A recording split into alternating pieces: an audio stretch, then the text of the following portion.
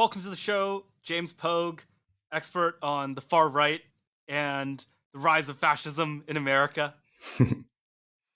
So, who's this Chris Murphy guy? Chris arguably is the rightest man in American politics right now. Uh, he's a Democratic Connecticut senator, for people who don't know and don't get this joke. It's funny because I think people on the fascist far right that has now swept into 1,000 years of authoritarian reign in America, like they really hate this guy. I'll give the backstory. He reached out to me after I wrote this piece about the quote rise of the new right or whatever. And I thought it was like a really genuine and interesting thing for a senator to be doing, where he kind of was like, wow, these people are really thinking on a systemic level that we just are not. And they have what people used to describe as like political vitality, stuff you don't talk about in American politics anymore, but like the force of will, the force of group feeling that like Democrats do not have, which is obviously just completely true and something that was very visible when he did this in late 2022, I think. And so he went on this crusade of being basically right, even if you don't like his response, which was, hey, we need more economic populism and we have to break up monopolies and this kind of thing. He was like, look, American people feel no agency anymore. Neoliberalism is dying. If we don't come up with something, this grand thing that people in politics talk about, this realignment that'll see the working class, basically the socially conservative working class, align with an anti-neoliberal intellectual class. Whether it happens via left or right, this is going to happen in Western societies in general. This is the sort of crown of France that's been lying on the table for a long time. If we, the Democrats, don't do it, Republicans will do it, and we'll be out of power for the foreseeable future because we'll get blown out. Ironically, he was completely correct. Predictably, this won him really no fans on the right or the left because nobody really likes to hear this kind of stuff. And of course, his entire project is now in the gutter because I don't really know if Democrats can recapture that hope they had of being the party that would get the realignment. Yeah, it's interesting. Does the right just dislike Chris Murphy because he's a Democrat? Or is there something about his project that draws a specific ire? There's some people on the right who are like still favorable to Bernie Sanders, right? I think the thing is, first of all, the right has gotten more right in the days since Bernie Sanders. Like there was a moment where anyone the core we're already into philosophy, but the core shaping thing of American politics throughout much of, at least once you got into the industrial era, up through basically the Cold War, where everything got bifurcated through an inorganic, to us, lens of left and right, this sort of like European thing that they had to do because they had organic elite systems that they had to, whatever, we'll get into that later. But in the United States, like the battle has always been from people trying to overthrow an establishment, which often was an establishment coherent enough to have a capital E, or at least competition within establishments, right? Which is like later Cold War, everybody was the establishment. There was an establishment consensus. Everyone looked and acted the same. And then people like Bernie and Trump were so clearly not of that establishment that they appeared to each other to be allies, right? There was a very natural sort of breaking of the establishment that happened in 2016. People even talked about this. The New York Times wrote, like, the establishment is dead in 2016. That, of course, wasn't true. Democrats clung to the establishment, in fact, made a politics of defending what that establishment style had been. And so now, if you're trying to defend the priorities of the Democratic Party, the reason people on the right would look at a Murphy project is inevitably doomed. And Steve Bannon has actually said this to me on the record. The problem is that the goals of the establishment, in so much as they are maintaining the Atlantic system of alliances and defending Ukraine, things like that, in so much as they are, frankly, keeping the same set of freaking people who have been friends and went to freaking Georgetown, Duke, Yale, Princeton together in positions of high government, you can't unwind neoliberalism or build a popular new democracy to replace this sort of technocratic thing that everyone hates so much. You can't really do that without being actively anti-establishment. And so they would regard Murphy as doomed. They don't even think about the Bernie stuff anymore because, like, broad Really? based, you tell me, a lot of the Democrats who did really well in 2024, who ran against the red shift that you would see on the map with those arrows. Oh, this county went this much red, blah, blah, blah. The only real places where you saw a lot of those blue arrows going the other direction were places where people actually did not run on spend a lot of money on social programs. This is populism. Their populism was Rand Paul, Thomas Massey, backwoodsy. It was like I talked to Marie Gluesenkamp Perez, which again is like one of these people everyone loves to hate. But I don't know, at least as far as my priorities go, she's anti-military industrial complex and she basically couldn't get outflanked on that by her rabidly anti-Ukraine opponent because she was just as far on that direction as he was. She's like into right to repair. She runs on all this stuff that's like very local to her district but feels like anti-big government, feels anti-establishment. This is what Jared Polis did, where Yeah, you yeah. probably like him. And Jared Polis, is he left or right? He wouldn't. I was interested to talk to him about this because Murphy will cling to we on the left have to figure out a new way to speak to people who feel like there's a spiritual void in their lives. So stuff like this. Polis is, bro, I don't even care about right and left anymore. That stuff's done. And that kind of surprised me because the kind of anti-establishment constituency within the Democratic Party has traditionally been the Bernie left. And it has been the socialist-minded internationalist. We read Frederick Jameson and all that. The people who have read all the same books are all on some level downstream of Marxism, that kind of thing. That's where the anti-establishment energy in the Democratic Party has always come from.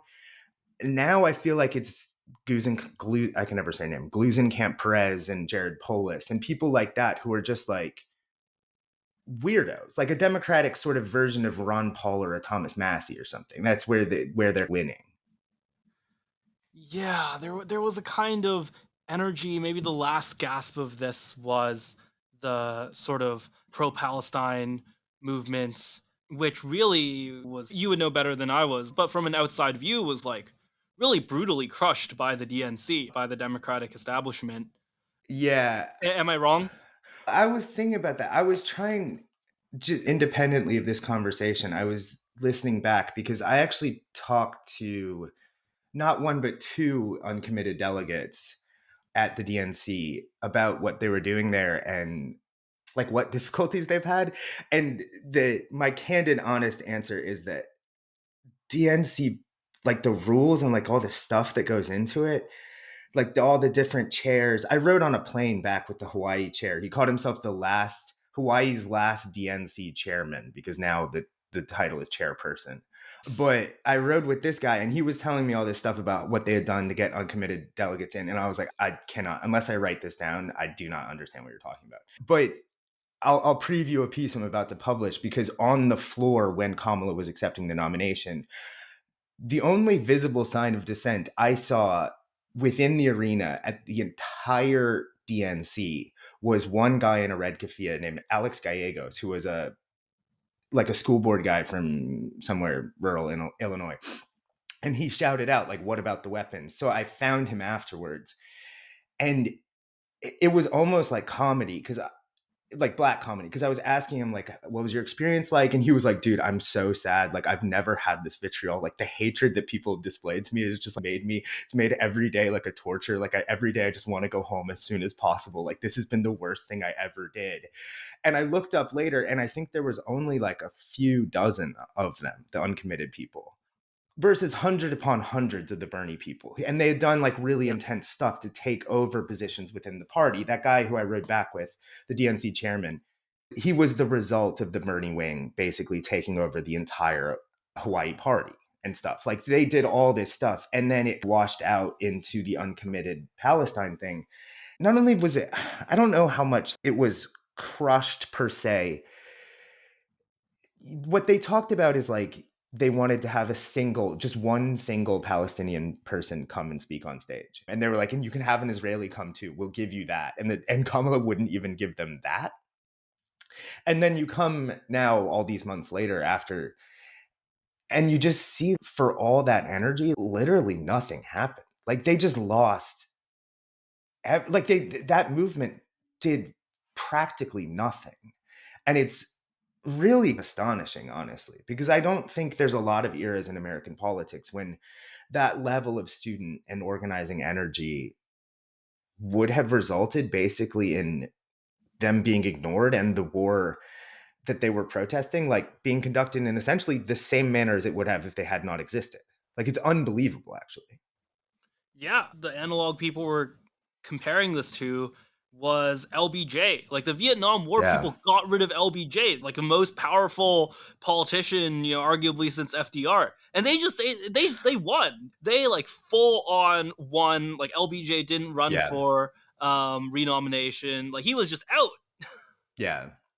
Yeah, and arguably, I don't know how much stock to place in things like, I'm sure you saw the James O'Keefe interview with that on the fake gay date where the deputy NSC advisor was saying the president is, quote, literally dead, quote, can't sign his name, stuff like that. I actually think this is one of those instances where like the blob is just far less responsive to public pressure than a president, and like the president is just not receiving, like he's just not processing and taking in information in a meaningful way anymore. And so I actually wonder what the counterfactual would have been with like a healthy with it Biden. I suspect he would have been much more responsive. Yeah.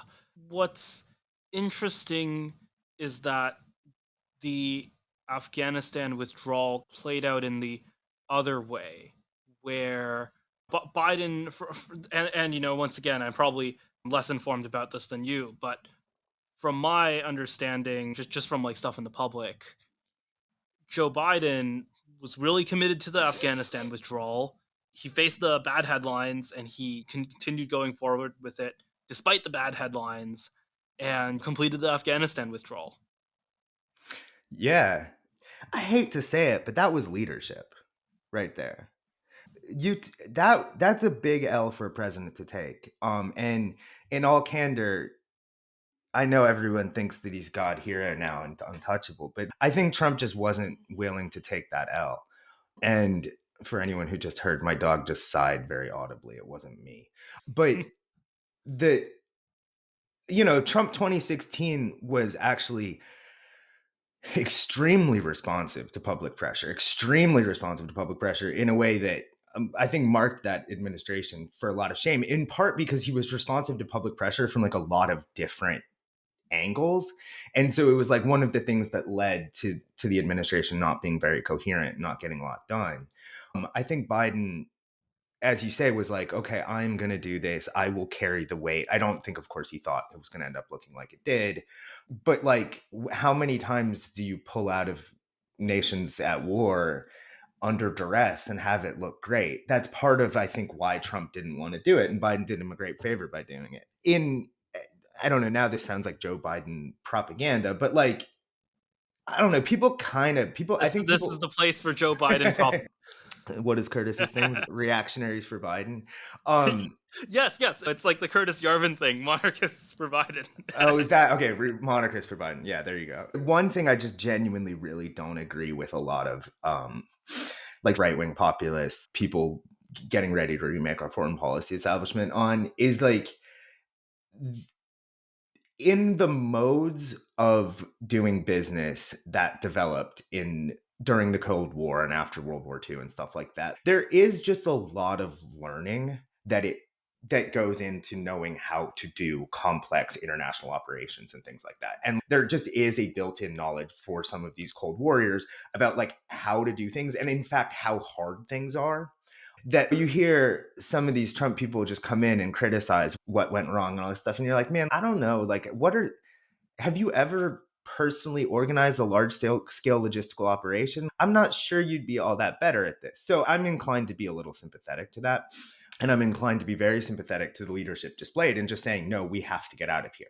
Because you can talk, as well we should, about all the 13 guys who died and things like that. But those 13 guys died in part so that many more than 13 guys wouldn't keep dying because we were just there because no one had the bravery to do it. Absolutely. That kind of leadership, some ways really wasn't rewarded at all. And maybe that's, because of the rest of Biden's presidency.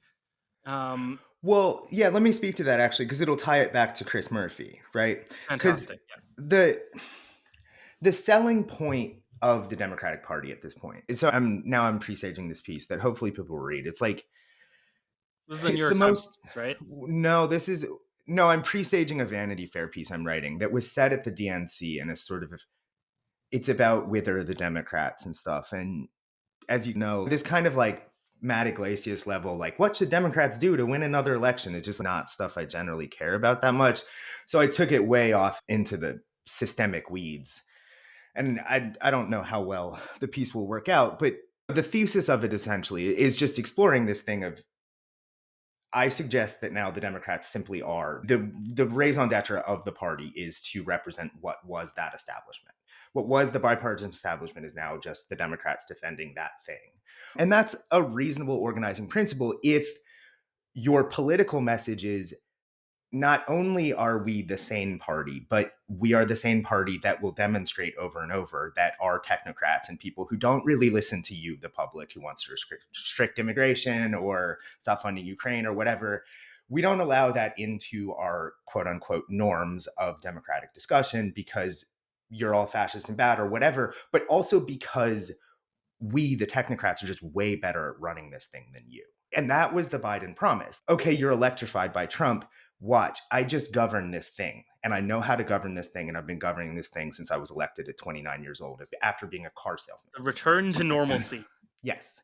And the problem with Biden essentially dying halfway through his term was that became an impossible sell. It was like are you not only are you like representing this thing that all of us are like pretty sour on, but we don't know how to name it yet. That's my sort of general take on where the American body politic is, but you're bad at running it. And so Murphy will tell you, and has told me on the record, that he views Biden as having been essentially like the first post neoliberal president. And a Republican at this point, ironically, will be like, oh, not doing neoliberalism anymore is just the base case at this point for how to run a Western society. Of course, he was the first post-neoliberal president, blah, blah, blah. Like, you need to do much more. We're going to remystify this thing. We're going into a golden dawn. All right, fine. That's not enough for them. But for a lot of people, it probably would have been enough if Biden had articulated, look, there's a name for that system that you're all really mad about. And we are taking big steps within this administration to do things about it. Even if you don't like them, there's a name for it. There's a name for what Lena Khan is doing. There's a name for where I'm trying to go with the IRA, with my industrial policy, things like that. But there was no one out doing that stuff. And there was no one who like could pitch it as a national project. And so Murphy would be like, that's the problem, is you didn't sell this as a vision. And then you nominate Kamala, who like everyone likes to kick around now, to quote Richard Nixon.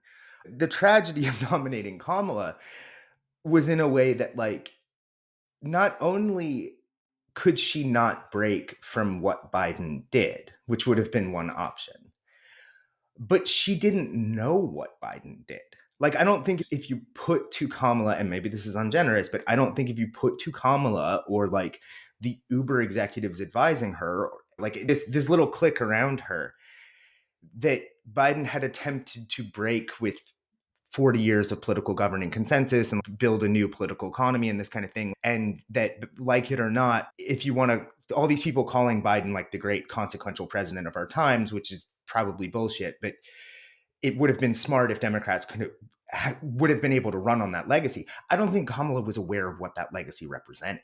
So then you're screwed, I think. And there was no message. And my editors keep pulling out that line from my piece because they keep saying that's objectively not true. She put forth policies. And I'm like, yeah, but there was no message. I'm sticking with this. So that's my big picture view of how that all came about and how the Murphy Project died, I would argue, in its infancy in a way, because they didn't have the people around who could push that. And now their dream of realignment may well already be over. Like the working class thing that may be a Republican thing for many generations now. Yeah, what's interesting about we just need to communicate it better angle is that feels kind of associated with the Matt Iglesias corner, but from your profile of Murphy, it felt to me like he really doesn't come from that corner. So there's this No. idea of like, oh, Kamala just needed to communicate better, Biden just needed to communicate better, and what I'm hearing from you now is that that's what Chris Murphy was uh, is saying about the current moment. But Well, I no. don't.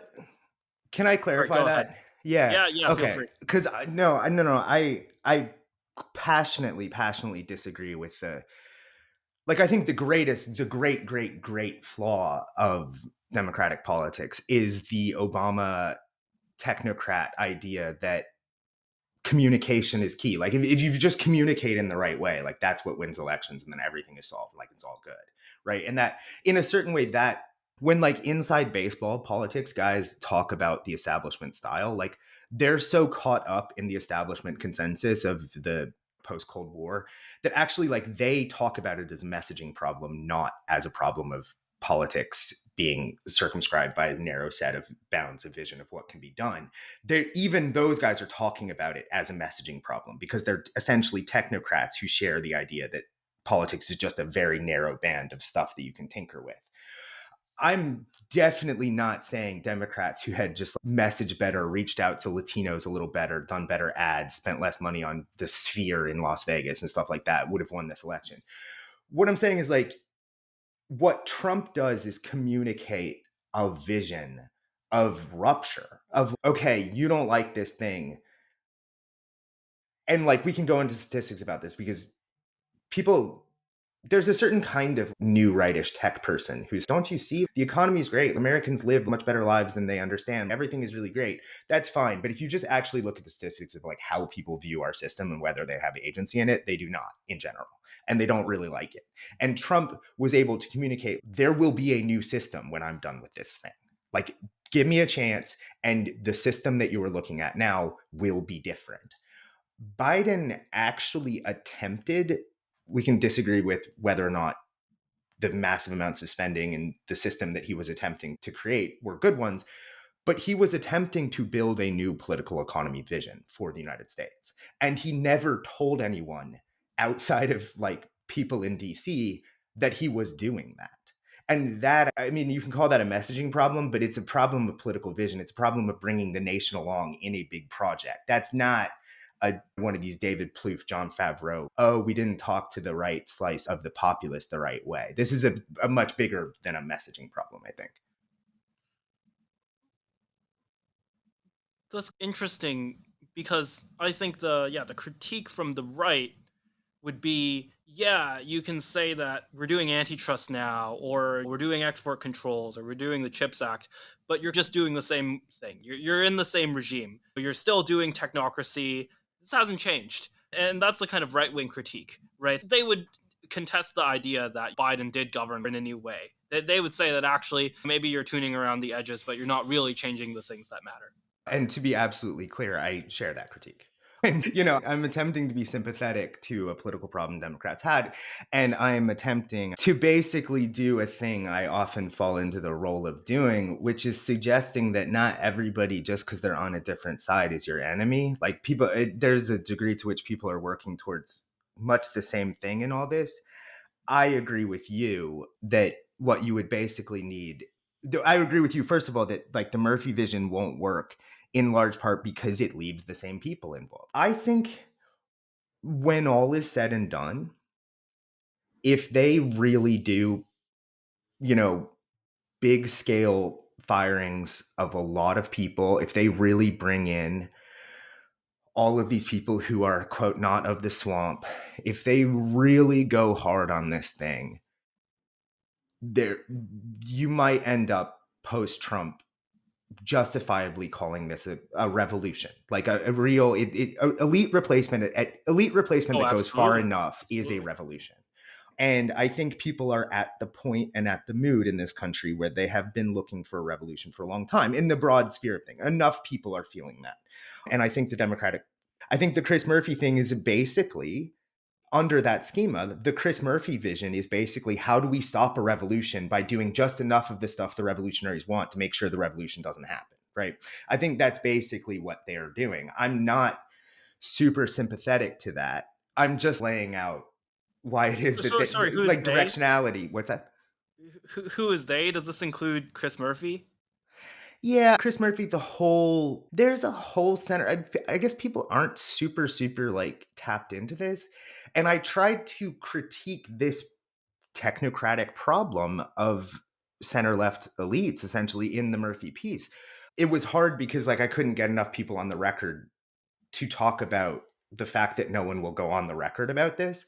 But like these conversations are really I'm sorry, they've been happening a lot within the Democratic Party. Murphy is not some kind of unique figure, except in that he's the only one who's decided to make political hay, and he's in a very safe seat. And he's the only one who's, hey, I'll go out and buck the groups and I'll just talk about this stuff. And maybe it'll get me to be president someday, frankly. Like maybe this is my lane to be president. But within those think tanks, like these congressional staffers, they are reading American affairs. They're reading me. They're listening to all these. They're listening to the same stuff you and I are listening to. Shout out to Marshall Kozlov, who brought me on his podcast and who actually introduced me to a lot of this sort of sphere of like realignment style thinking and this sort of circle of people and stuff like that. And it's candidly quite big. Like when I turned in my Murphy piece to the Times, my editor actually ended up texting me, nothing bad, but she ended up texting me like all this stuff about my piece by accident, thinking it was going to her brother because she was like, hey, I just got in this piece by it's about another one of these fucking realignment bros, all this stuff. And I was like, wait, why are you talking to me like this? And it turned out that her little brother was a realignment bro, Chris Murphy stand kind of person working in a Democratic Senate office. And so a lot of this stuff has been happening under the surface. And that's part of why I'm so critical about Democrats not really voicing it, because it really seems like one of these problems of, well, that's the kind of conversation only the smart people can have. We can't really let you into this. Sorry. Like this is not what we run on. We run on the David Plouffe style capital M messaging. But then once we win, we can get together in private and figure out how to govern.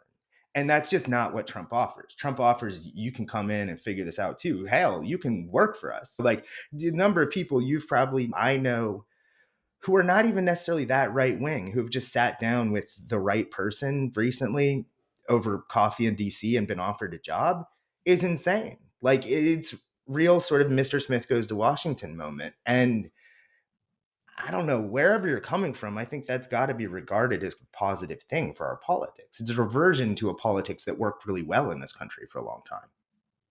There are all these practical constraints in the Democratic Party.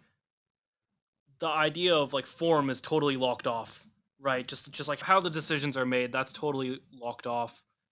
Mm-hmm. I was really fascinated, and the thing that I really wanted more from your New York Times profile of Chris Murphy is that there's a section where you quote him talking about the metaphysics of the political debate. From his perspective, the Democrats really need to articulate a vision of metaphysics and of what you're fighting for and what greater thing motivates you. And then I think doesn't really do it. I'm very curious to know what the metaphysics is. I know this is going to get cut from a Vanity Fair piece, so I'm actually grateful to get a chance to talk about this.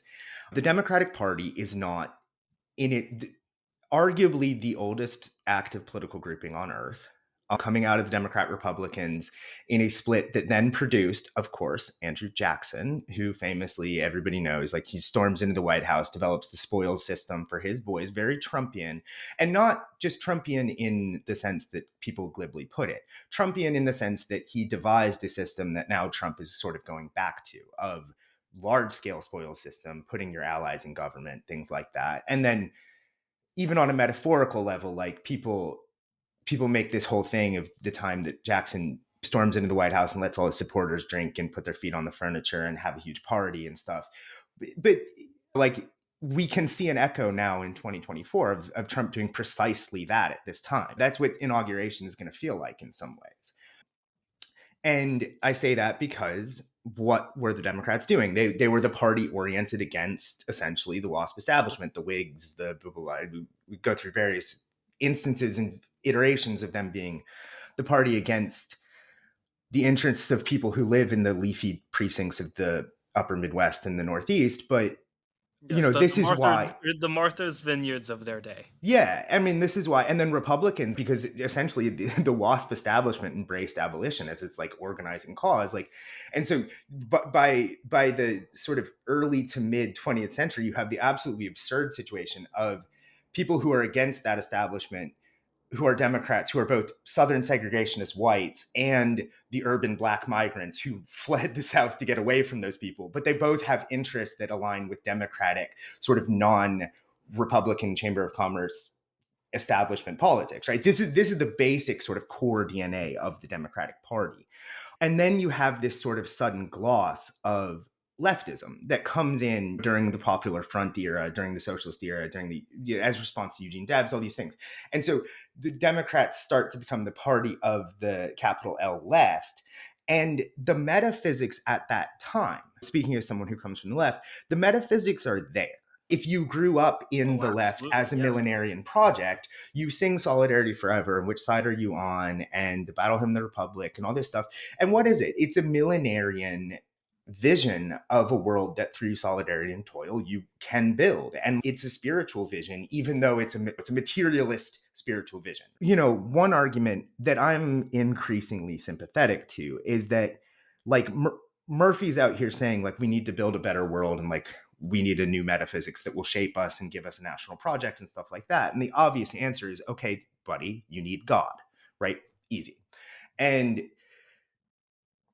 candidly, I'm sort of like, even if you want to look at like the motivating force of liberation theology, or a lot of what the American left anti-establishment energy what came from was like sort of immigrants banding together in not even necessarily Marxist solidarity, but like labor movement, ethnic, Catholic, religious solidarity. There's a part of me just thinks that if you take God out of the equation, like you can run on Stalinism for a while, but it takes a lot of levers to pull to keep people like going behind it. But with all sympathy to the sort of liberal left project, like what you need there is actually that motivating force of the better world. That's why I keep saying they didn't even articulate a vision. Like you need to sing Solidarity Forever and believe that it's going to get you somewhere. And now Democrats in their technocratic age, I had this amazing moment of watching Sean Fain, the UAW president, ask JD Vance out publicly on the stage of the DNC. He's calling him out. And he's saying, because JD Vance's family is from the area around Harlan County, Kentucky, where a lot of these labor ballads came from. And the most famous one is by Florence Reese called Which Side Are You On? Yes. And so you know that song. Okay. So Yes. Florence Reese actually met my dad because my dad was on the Brookside strike in 1971, the second Harlan County war, and he got shot at. And Florence Reese came up to him and patted him and said, "You got to fight, fight, and keep on fighting," and then walked away. But so Sean Fain calls out, "Which side are you on, JD Vance?" And I thought for a moment that people would call back. I thought for a moment they might even sing it. Because at other conventions and other times that would have happened. And I thought in that moment, so I ended up calling the UMWFA president, the guy, the head of the mine union that led all those strikes going back to the early days of Harlan County. And I asked him and I was like, they just don't know the words anymore? And he was like, no. And I was like, but did they ever learn new ones? Like, what replaced this thing, And he's an old coal miner. You wouldn't think necessarily to have a lot to say on this subject, but I think he accurately diagnosed that what they have is Lil Jon and people like that, and essentially identity politics. And so then, really, to sound like I'm defending Democrats, Lil Jon comes down and does this like ultra viral moment that has now been forgotten because the convention was so lame. But he does this moment that was genuinely politically infectious and it felt like those moments that Norman Mailer writes about, where there's like a spontaneous explosion of like adoration and support for Adlai Stevenson in 1964, stuff like that. Like he Lil Jon comes down and he starts chanting DNC for what or whatever the song is. I don't know. And then starts talking about how he was afraid of voter suppression and he had gotten Nikema Williams, who's now DNC chair, to take him to vote. And then Nikema was talking about, okay, and Kamala, when she gets in, she's going to defend our rights to vote. And the crowd is just bump, bump, bump. Like the roof is about to come off. And you're like, oh, right, that's the identity politics. The identity politics is the thing that gave you that motivational energy, that gave you that force, that sense of metaphysics, that sense of togetherness and all that. And then I was thinking the whole rest of the convention, like, they're going to be screwed without that. That's going to, because that's what gave Joe Biden 81 million votes, all this stuff. The metaphysics, just to give one more example of that from the DNC, I was right there in front of the stage. This is a funny backstory. The two writers that VF had sent who were like long form people were me and Ta-Nehisi Coates. um, Good and combination. yeah, I mean, I actually was. I was really, I would, I Yeah, I thought mean he it. I read, mean it. it was cool. But so Ta-Nehisi was going to profile Kamala. And so he wanted the floor pass for the last day. We only had one floor pass. And I felt actually really bad because I took the floor pass and was just there and was going to hand it off to him.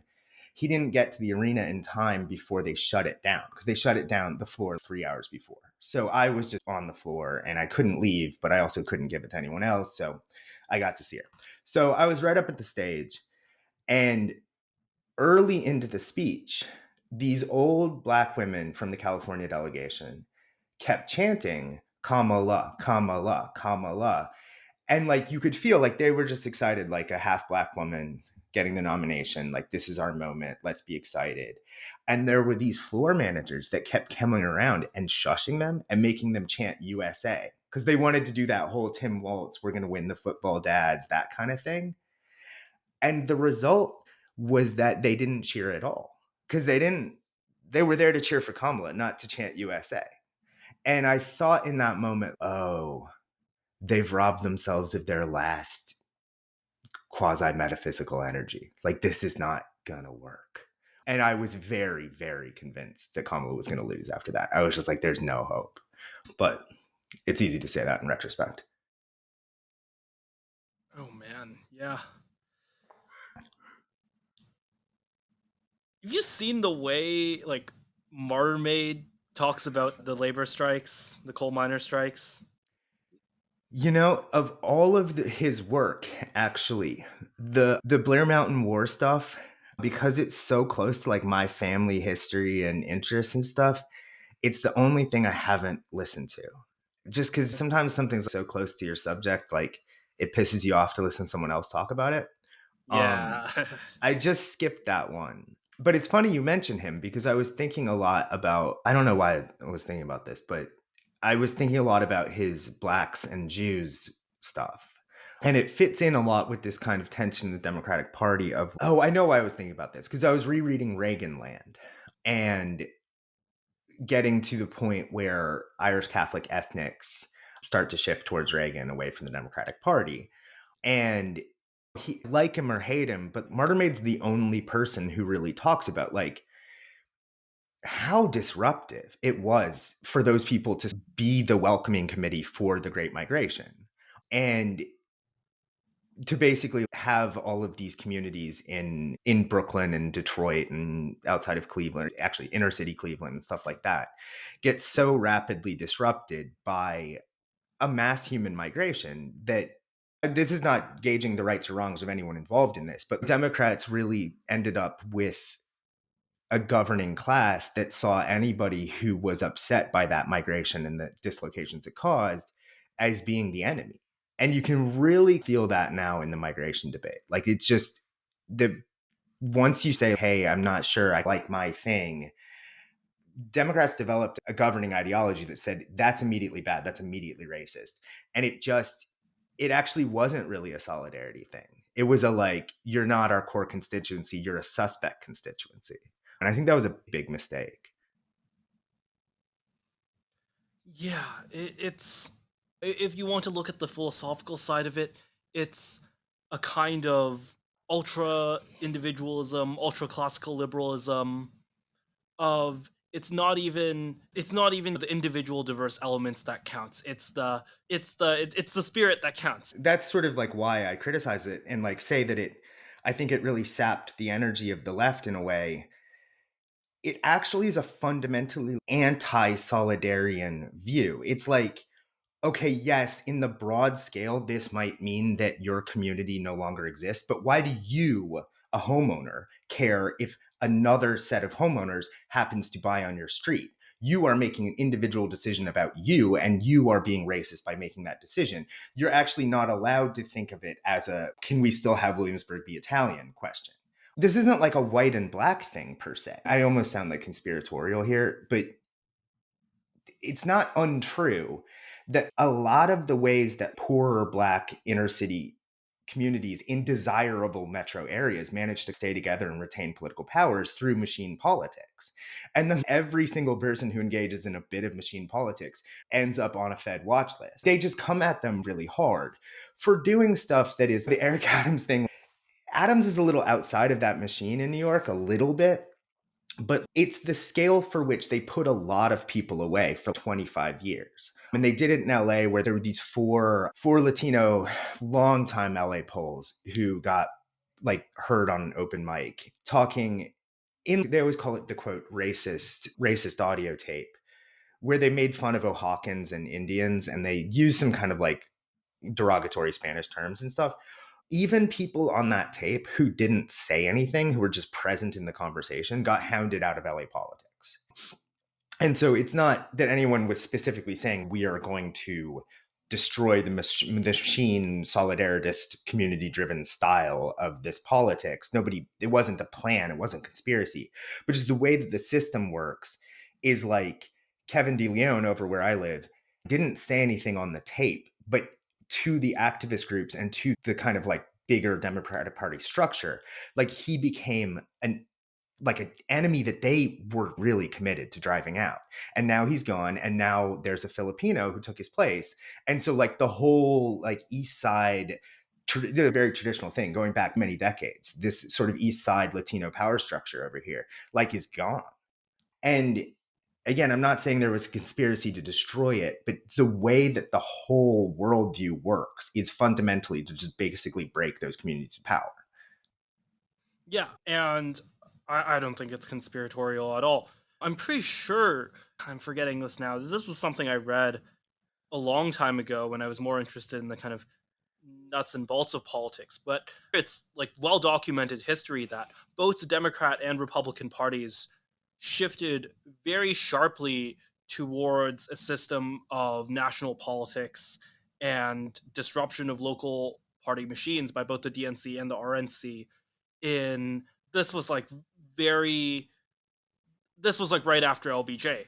I think either under Nixon or under Ford became official DNC RNC policy to move power towards the national machine, towards the House and Senate committees, and away from these local machines. It's just, this is just a much bigger thing for the Democrats because ironically, I grew up in Cincinnati, a place that had a Republican machine. But for the most part, these were the machine politics and the ethnic politics were Democrat things because it was their way of essentially building enough power, like building a power base that therefore you could do politics that didn't fit in with the establishment thing. I mean, it's just not to keep going back to that rubric, but that's why you develop those machines. Under Carter, you can already see it, right? Like Carter, probably the first president, well, not even probably, I think inarguably the first president to really be the president of the, to use the going phrase on Twitter, of the groups, the capital G groups. Carter believed really, really strongly because he had been convinced by liberal activists and stuff that America was facing the energy crisis, right? So it was like Carter, Peak oil.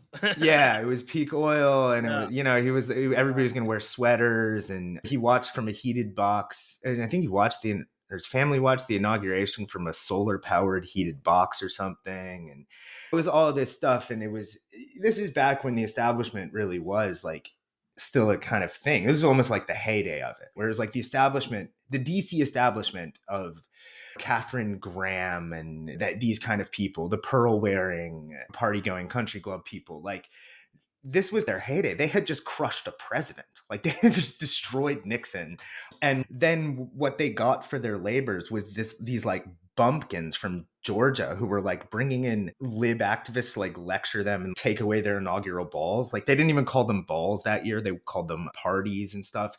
It was a real, they hated him. And I don't really know where I'm going with that, except that I think that Carter was this guy who supplied a lot of what he didn't really know about national politics through basically listening to a lot of these groups. And this was it. That was a big shift. A lot of the other people looking at someone like the Kennedys or Johnson himself, they didn't really need their advice.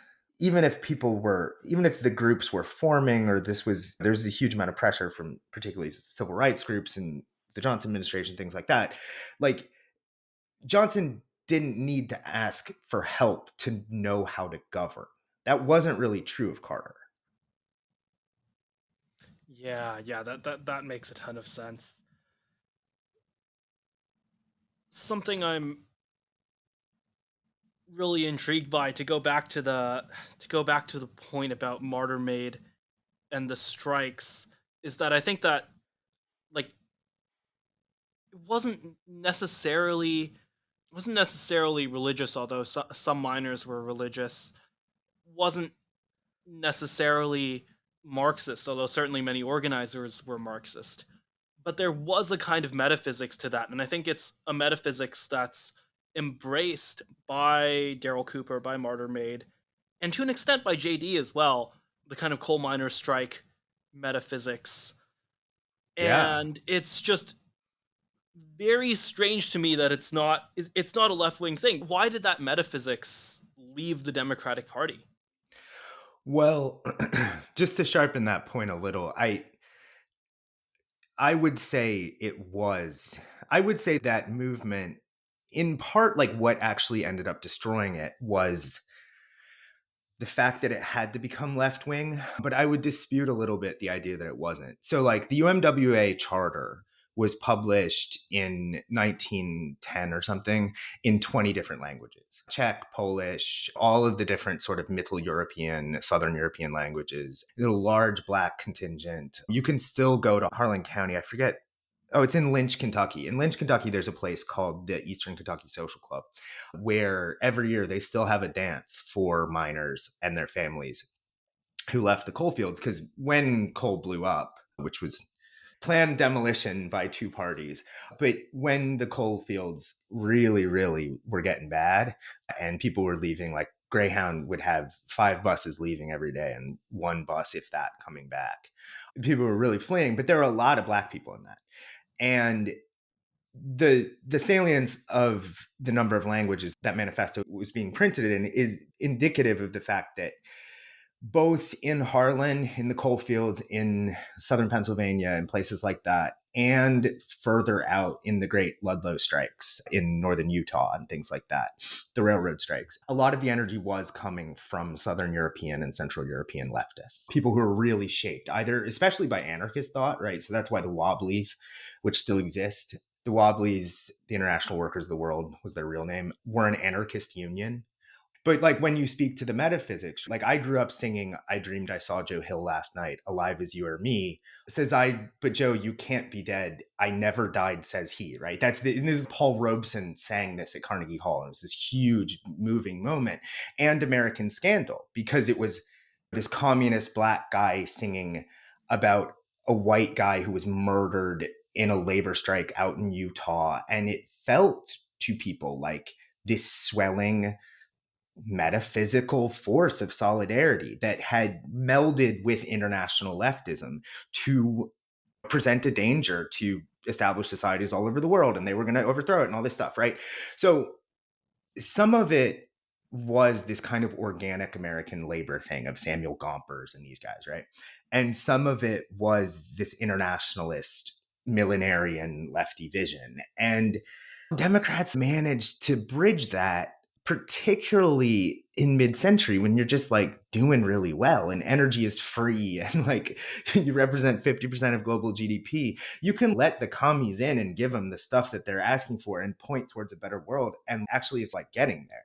And then the great sort of like capital compact begins to dissolve in the 70s, and we never get back to it. And not to sound like a Marxist, but the analysis is basically right. Like the compact broke down, and Democrats were like, which side do we pick? And they picked capital.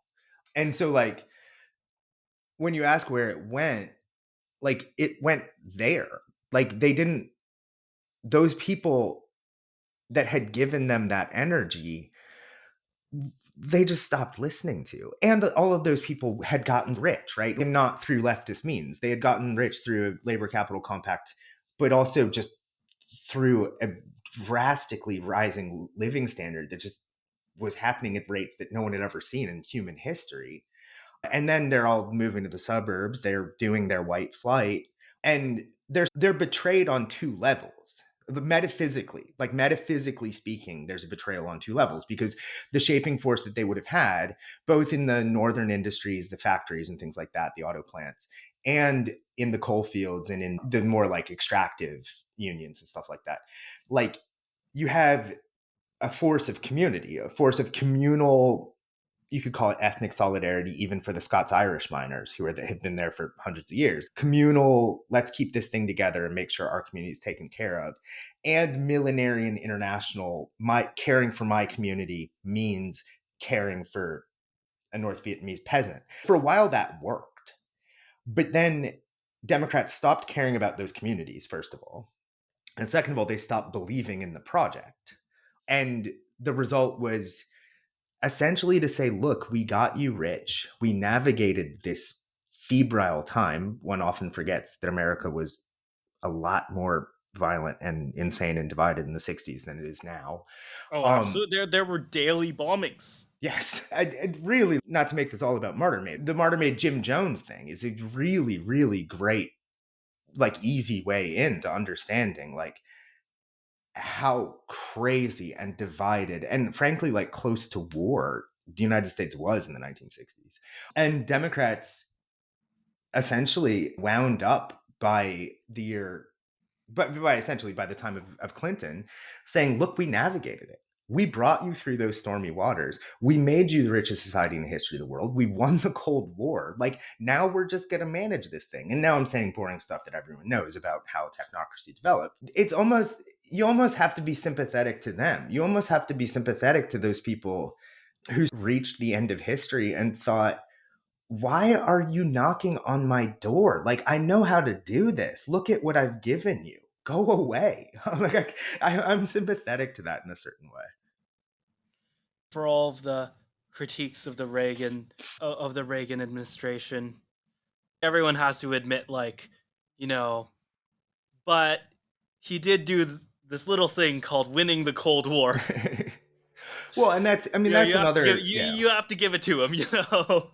Well, and that's another thing that I think really has to be discussed here is that, like, the Vietnam War did something really, really confusing to people, where it was like, you know, in a certain way, like, not to repeat a very JD Vance talking point here, but like, Oh, this is the JD Vance propaganda show too. Joe Biden and JD Vance propaganda show. Yeah, there we go. That's, yeah.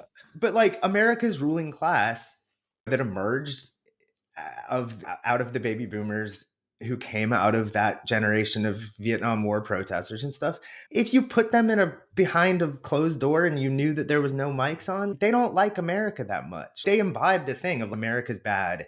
And a lot of people of great significance and power in the Democratic Party were like, in some way, like, really confused and saddened and left adrift when, like, the Soviet Union went away. Because it was, if you are a leftist, there was this idea that, yes, the millenarian thing is coming and we can work within the system to hasten its arrival. And it won't be totalitarian here, it won't be evil here, but there's a vision that we're getting towards. And then the Soviet Union blew up, and much more so than, I think a lot of people were able to kid themselves and be blind about the reality of it. But then after it fell, you really couldn't do that. And it just sapped a lot of people of any will to do anything different than the quote unquote establishment style. So returning to Chris Murphy. Okay. where he was recently in a bit of press attention, and of course these things are like kind of fake. But he was recently criticized for being too sympathetic to healthcare shooter Luigi Mangione. You know about this case, right? Yes. This is okay. Yes. Chris basically said we have to look at some of his concerns about the underlying health insurance system, and a lot of people basically condemned him, saying you shouldn't give credence to a murderer. We have a very strange relationship to political violence right now. And Mm-hmm. maybe that's a good thing. I would like to not be bombed. I would like to have fewer bombings, and especially in DC, I would like to have fewer political terrorism attacks, please. But I think the actual point here is that there's of course an alert to violence. There's always an alert to violence. Mm-hmm. And I don't know where it fits into all this and into the metaphysics, but it really does seem like people are kind of asleep about this, are not really taking this seriously. Well, I mean, America made a decision a long time ago that we weren't going to let the state have a monopoly on violence. When you say like it's my constitutional right to keep a firearm in my garage to shoot somebody who's stealing my lawnmower, that is me saying the state in this country does not have a monopoly on violence. I'm allowed to do it too. And we struggle with where that falls, right? And so there's a version, like, it's a weird, we treat political violence essentially like we treat like pot, where it's like it's allowed but not legal. Yeah, I mean, we're allowed to water the tree of liberty with the blood of tyrants. We walk around with shirts that say like obedience to God is killing tyrants, or whatever, however that phrase goes. That's part of our makeup, and that's why we keep the guns. Honestly, I've probably said this on this show before, but like my like radical gun control solution for America that would solve every problem and be fine is that every adult male is legally required to have an AR-15 and know how to use it, and no one is allowed to have a handgun. And because the point of the Second Amendment is that the people have the right to political violence as a check against tyranny. The problem with guns is that we have 38,000 people who kill themselves with a handgun that was just left around the house, or they do a bank robbery, or they do a gang stuff and whatever. So that's my long sort of like big picture thing about this, is that if your whole thing is no, Luigi was bad because he did political violence, we never support political violence, you're candidly like not a serious person. Because like, would you have said that about the IRA? Like, maybe, but then people go like, well, that's a little different because of this. Do you say that about, I mean, war is political violence. War is the application of violence to achieve national ends that are political. Like, so you're not against political violence. I'm sorry, unless you're a fucking Quaker, you're not. What we as a national society have to figure out is whether the exercise of violence that Luigi used was watering the tree of liberty with the blood of a tyrant. Was the guy a tyrant? Then now that's the real conversation people are having. When people get on Twitter and say you endorsed murder, like I hate you, I guarantee you there are murders that those people would endorse. Like, unless they're an actual pacifist, or unless they paradoxically and un-Americanly believe that the state should have a monopoly on violence. To me, like, the question becomes this kind of national divide on the question of who indeed is a tyrant. And what I think we have seen, and there's this really funny moment, because it's just been funny to watch these guys like take L after L after L, where it's like the Iglesias types who are like, no, don't you understand? The economy is good. Like, we live in a period of unprecedented prosperity. And it's like, you can look at those metrics, man, and say that over and over and call everyone but you crazy over and over and over. But the world just keeps moving in directions that, if they use your heuristics, would not work. And so, whatever you think, whatever your data says, like, call me in 6 months and see if the world moved in that direction that it suggested it would. And it just keeps not doing it. And so then you see like the Iglesias is being like, look, like, nobody even likes this guy. Like, most people are really reasonable. And then you get these polls where it's like 20% are just completely in favor. And like, think about it, because like a hefty like 10% of American people polled will frequently not even admit to a pollster that they support Donald Trump.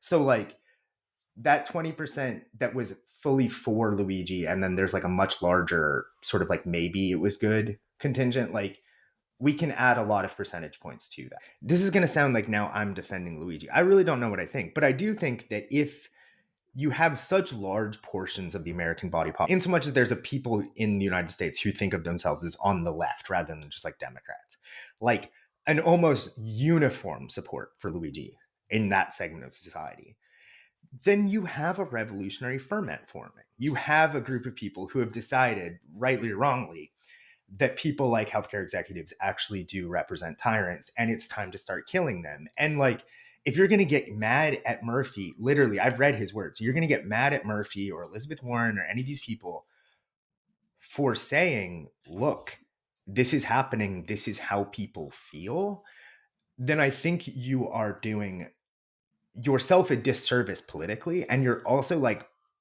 potentially like removing a very important American political motivator off of the table. Like part of why our democracy works so well actually is that frequently we get people in positions of high power who are actually pretty responsive to the threat of revolution and violence from below. That's again part of why we have the guns.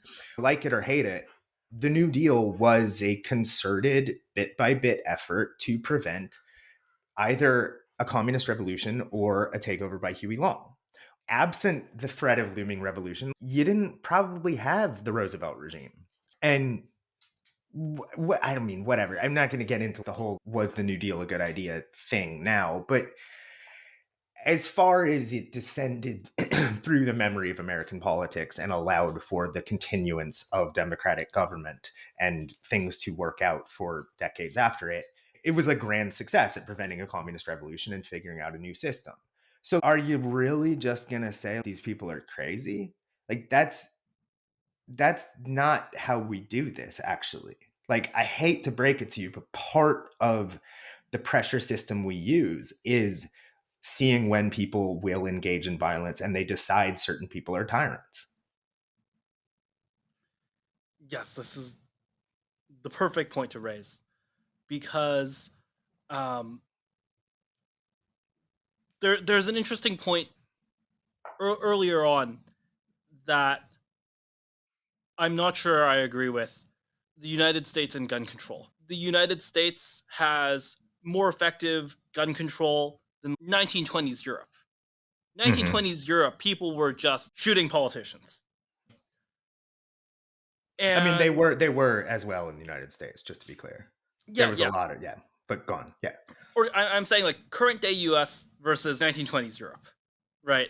Yeah. And I think philosophically, your point is absolutely correct. Philosophically, we really value individual liberty, Second Amendment, using firearms as a check against tyranny. I absolutely agree with this, philosophically, historically.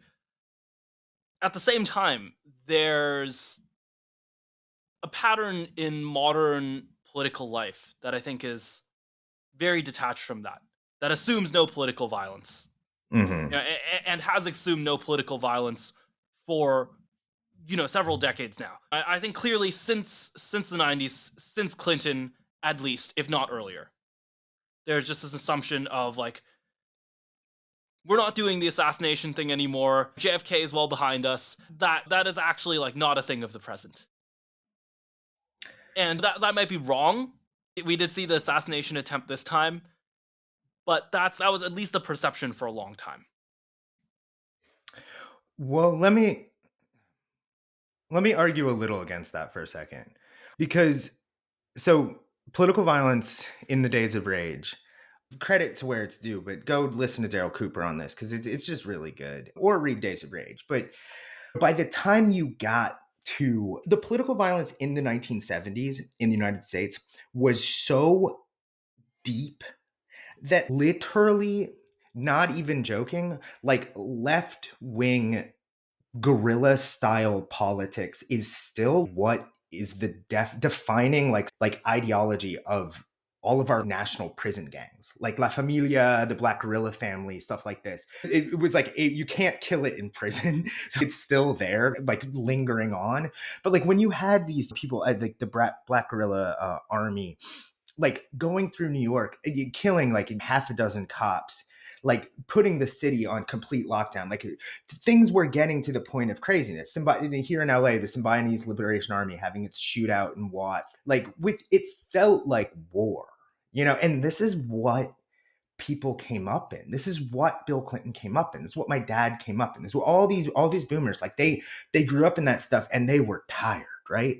And then they had to do much like the PLO and much like the Irish Republican Army would do, they had to do an accommodation with the hated terrorist state and basically like Yes, turn America their does negotiate with terrorists. right. But we did negotiate with terrorists, right? We gave Exactly, them all exactly. we gave them all positions at the University of Chicago, right? And so like Bill Ayers, and then you can go, I mean, God, right? Like now I'm really sounding like one of these like right wing guys, but it's just some of this is so intense and so baked into our society that like I really don't agree with the conception that people in power thought that this went away. I think that they were very, very aware of it and actually like preternaturally disposed to being really, really revolted by it. And I'll get to examples of proving that that's true. But Interesting. so Barack Obama's first political fundraiser, where was it? Do you know? It was one of the Black Panthers, right? This was like a No, it was controversy. in Bill Ayers' house. It was hosted by Bill Ayers and Bernadine Dorn. Like people people who had committed like major acts of terror on American soil. And his first political run was against Bobby Rush, who was or no, his first congressional run was against Bobby Rush, who was a Black Panther and who was elected to the United States Congress. So yeah, we accommodated these people. We brought them in. I don't think you could be unaware of the looming threat of something like it. And so you get to the point when, for example, like the EL up in the Pacific Northwest starts bombing, US forest stations. They burned those car dealerships. You probably weren't even born when this was happening, but they burned these SUV dealerships and stuff. And the arm of God came down on them. You cannot believe what happened to these people.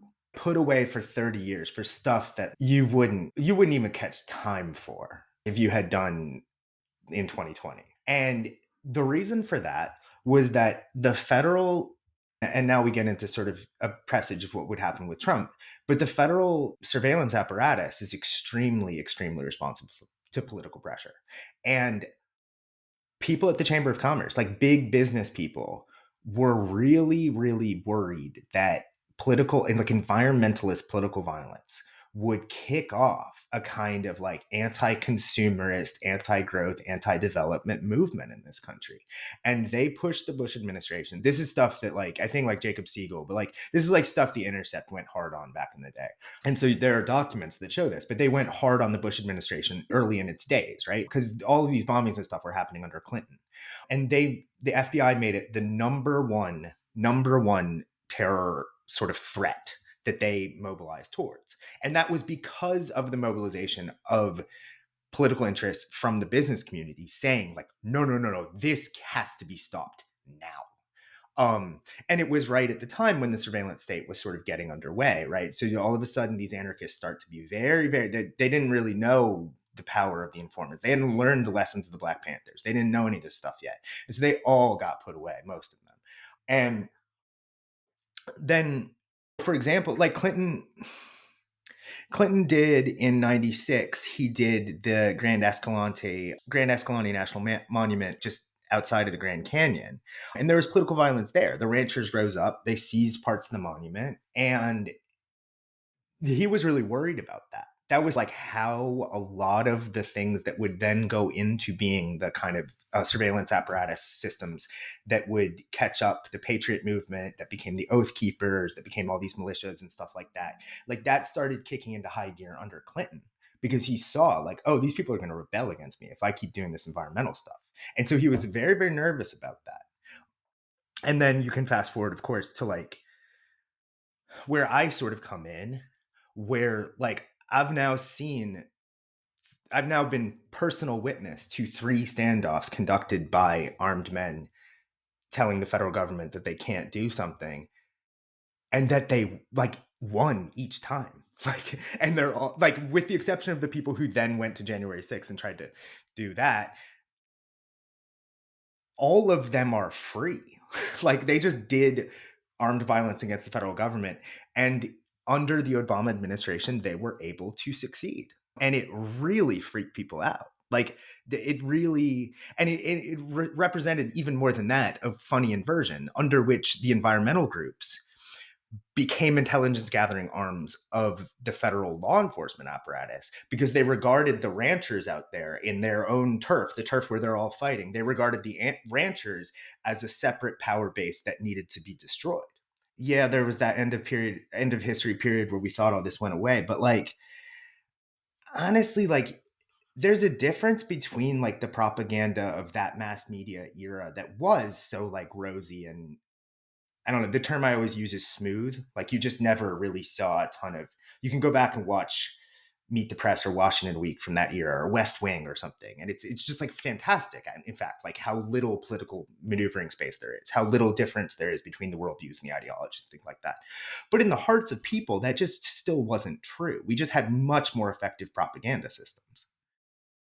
Yeah, yeah. Or maybe disappeared for the elite. Disappeared if you're in like SF, but it was definitely not wiped from history, wiped from the Right. earth. And just I know I keep beating this drum, but I think it's important. This is a lesson I learned as a younger person, right? But like part of why it disappeared from SF was because SF was just went The through a scene for it. period. Yeah. Yeah, it had been so violent for so long that the people who ran SF were like, the one thing we don't feel like fucking dealing with now is that. So let's just get a consensus and make sure this doesn't come back. That's a big part of all of this because that's like why my parents like hated the anti-WTO protests.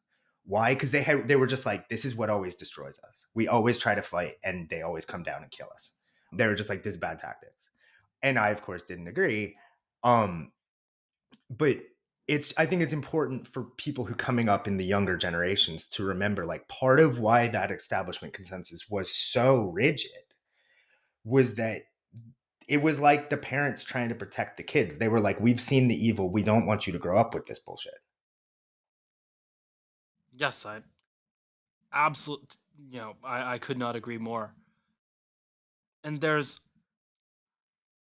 always this element of, and I think this is actually what makes it attractive to Cooper and to a lot of people on the radical right as well, is the idea that you know this is a way for even the most deplorable of people to always have a say. Yeah. I mean, and I think I mean, I have personally benefited from it, right? Like I spent COVID in far northern California. I didn't have to mask. My life didn't shut down. You know why? Because guns. Because that was full on.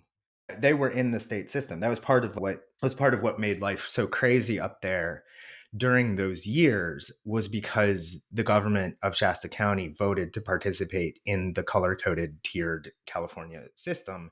And even though under that system, like the county didn't have transmission rates high enough to justify masking or any shutdowns, the fact that the county had voted to participate in the system kicked off like a spiritual rebellion. They were like, no, you are betraying the values of these people up here. Even though we are in California, we have different values. Do not do this. They did it. And there was a rebellion. And, the militia succeeded at basically running proxy candidates to take seats on the board and become the majority. If they had not, they were talking about going to war.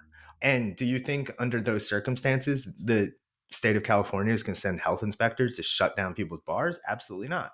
So like that worked. That was just, they just said, if you do this, we're going to do violence. And the government was like, all right, you do you. Um, so it's definitely there. And it's definitely like, I mean, it's unfortunate actually, because I think the Times, not to single out the Times, which is an employer of mine and a newspaper that I said this on Good Old Boys and I'll say it again. I actually think the paper's been really good recently. But that kind of New York Times worldview, it just had so much trouble admitting that something like the threat of violence could influence our statecraft that they don't even really know how to write about it. They don't even really know how to discuss it because they're stuck in this thing that, like, no, no, it can't. It can't. We have such a functioning perfect system now that if these guys are actually influencing statecraft, like, it's somehow giving them too much credit, somehow giving power That's the end and of democracy. yeah, it's like it's giving reality to this thing that cannot be real because if it's real, then everything we understand will be fake too. And like, what do we do? It becomes a real like battle for these people, for the end of history type people. And I don't mean the Clintons. I think they saw us emerge into the end of history and understood what it meant and understood, the great Yes, thing about the there Clintons is is they're the willing to kill "We people are to ending history. We are here to do what it takes to end history" people, and they're exactly. Yeah. the, you know, history is over, and I'll take a 1,000-year nap, and it'll still be over kind of people. Exactly. That was the Clintons knew that if you wanted to keep history ended, you had to kill a lot of people to make sure We're that doing stayed it. that Yeah, way. yeah, Yeah, exactly. exactly. So I don't know if that answers the question fully, but that's my experience of it. Is that the reality of it has been there and it's been active. It's been extremely active, and that there's just a certain kind of like sort of like propaganda minded inability to actually admit its force.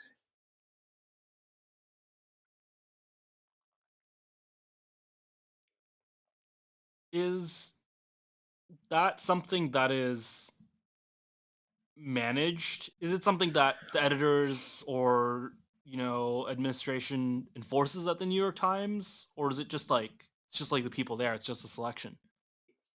I mean, you can see the quality of the paper is like it's just dramatically better and like more responsive to reality today than it was under Dean Beckey, like now that it's under Joe Kahn. So there's a degree to which there's a conscious sort of directional motivation that emerges from the top.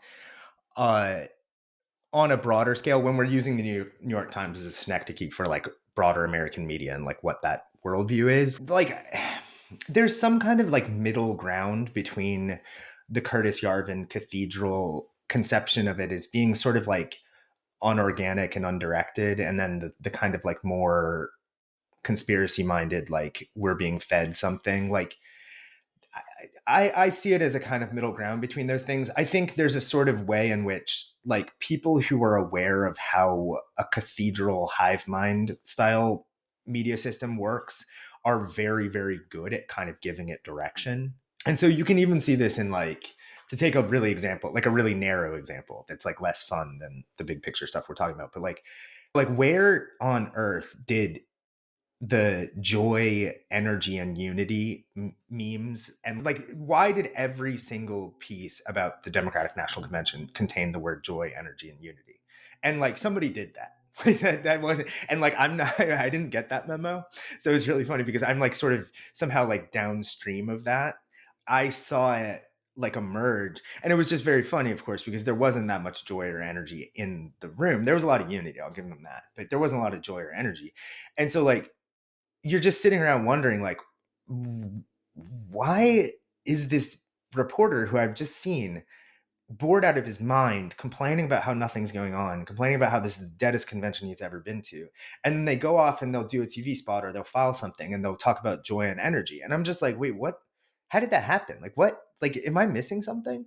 I just mean like there's a degree to which that stuff that people say is true of like there's so much like feeding of lines and narratives and stories about what is happening in the country to journalists who are like frequently like brain dead, like just speaking about the TV people who really set a lot of the tone, like they're just not that interested. They're just sort of like, hey, tell me what's going on in the country, and then they have an established set of people who tell them, and then they go, and then downstream of that all the newspaper reporters suddenly have to write to the mood of a country that is being set via conversations between establishment people privately and big media Via private executives. Zoom And call. yeah, that's all happening. That's all completely true. And that's not even that surprising, right? That's not different. And, right wing people will suddenly say, like, oh, got him. I knew. Like, okay, sure. But like Nixon did this too. Like this has been, Eisenhower did this. This is not some kind of like, the Democrats and the media have always been hand in glove and blah, blah, blah. Come on. But like yeah, there's just really like I think to keep it in the frame of the conversation that we're having, once you got to reporters being Gen X, like this was the end of days, because Gen X like really they grew up in this like thing of like everything's just fine and boring and nothing will, they're the true like nothing ever happens people. And How old is Fukuyama? He's 72, so he is a boomer. Fukuyama is in fact a boomer, but general suspicious, point. but that was okay, but that's my point actually. Like Fukuyama is old enough to have witnessed history end and identify the point at which it did. Like he actually has perspective on the end of history. The problem with Gen X is like you come up and like these people who have been through all of this craziness, these people who've been through all this craziness are suddenly giving you stories that are trying to keep everything together. And all you've ever done is watch Wayne's World and have everything be completely fine. And you grow up in a world where you just believe everything is default fine. And it's really surprising and uncomfortable and just doesn't fit your frames when things are not fine. And that I think is like really where you get this kind of just like brain dead, unwilling to consider possibilities, unwilling to believe that anything could change, like media system that then we're now like seeing a massive populist rebellion against. There are so many places we could go with this. This was something that I wrote down when I was listening to your podcast with Marshall, which Mm, was he was saying, and I think you agreed with him, that some of the high level Democrats know, right? Like Jake Sullivan knows. I think that's one of the people he mentioned mm. that they really have to do something, that they really have to change. They have to do something about the realignment. But the kind of mid level, like the Xers and the millennials, they just don't know. They're just not even paying attention. And this kind Jake of is gets, Jake is young, in oh, fairness. interesting. Yeah. But go on, But like sorry. I mid think the broader level, point stands, yeah. yeah, but like maybe it's distributed by elevation rather than age. There are a lot of people at the mid level and at the kind of cultural level who just do not get it. And the big question is, can the elites pull off the realignment? Now I'm going to say I think you're giving the boomers too much credit. Like I think people who were involved in this stuff at really high levels, like the Clintons and the things like that, like they just have they have a pretty useful perspective on what actually like statecraft and great power competition really means, because like Madeleine Albright was there. The great problem is that they end up consumed now with going back and playing the hits, because like they're picking up the violin from when they were in college and suddenly being like, look, Russia's our great competition, like we know how to do this, let's roll.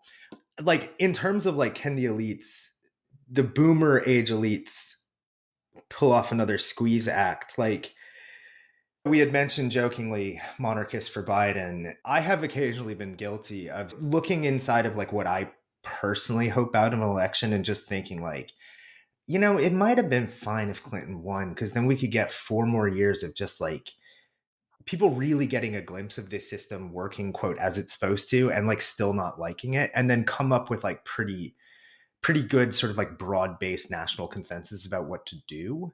And I kind of honestly almost thought that Harris, like, just get somebody who really doesn't even understand what this thing is, but is given to us as a really highly competent manager of it.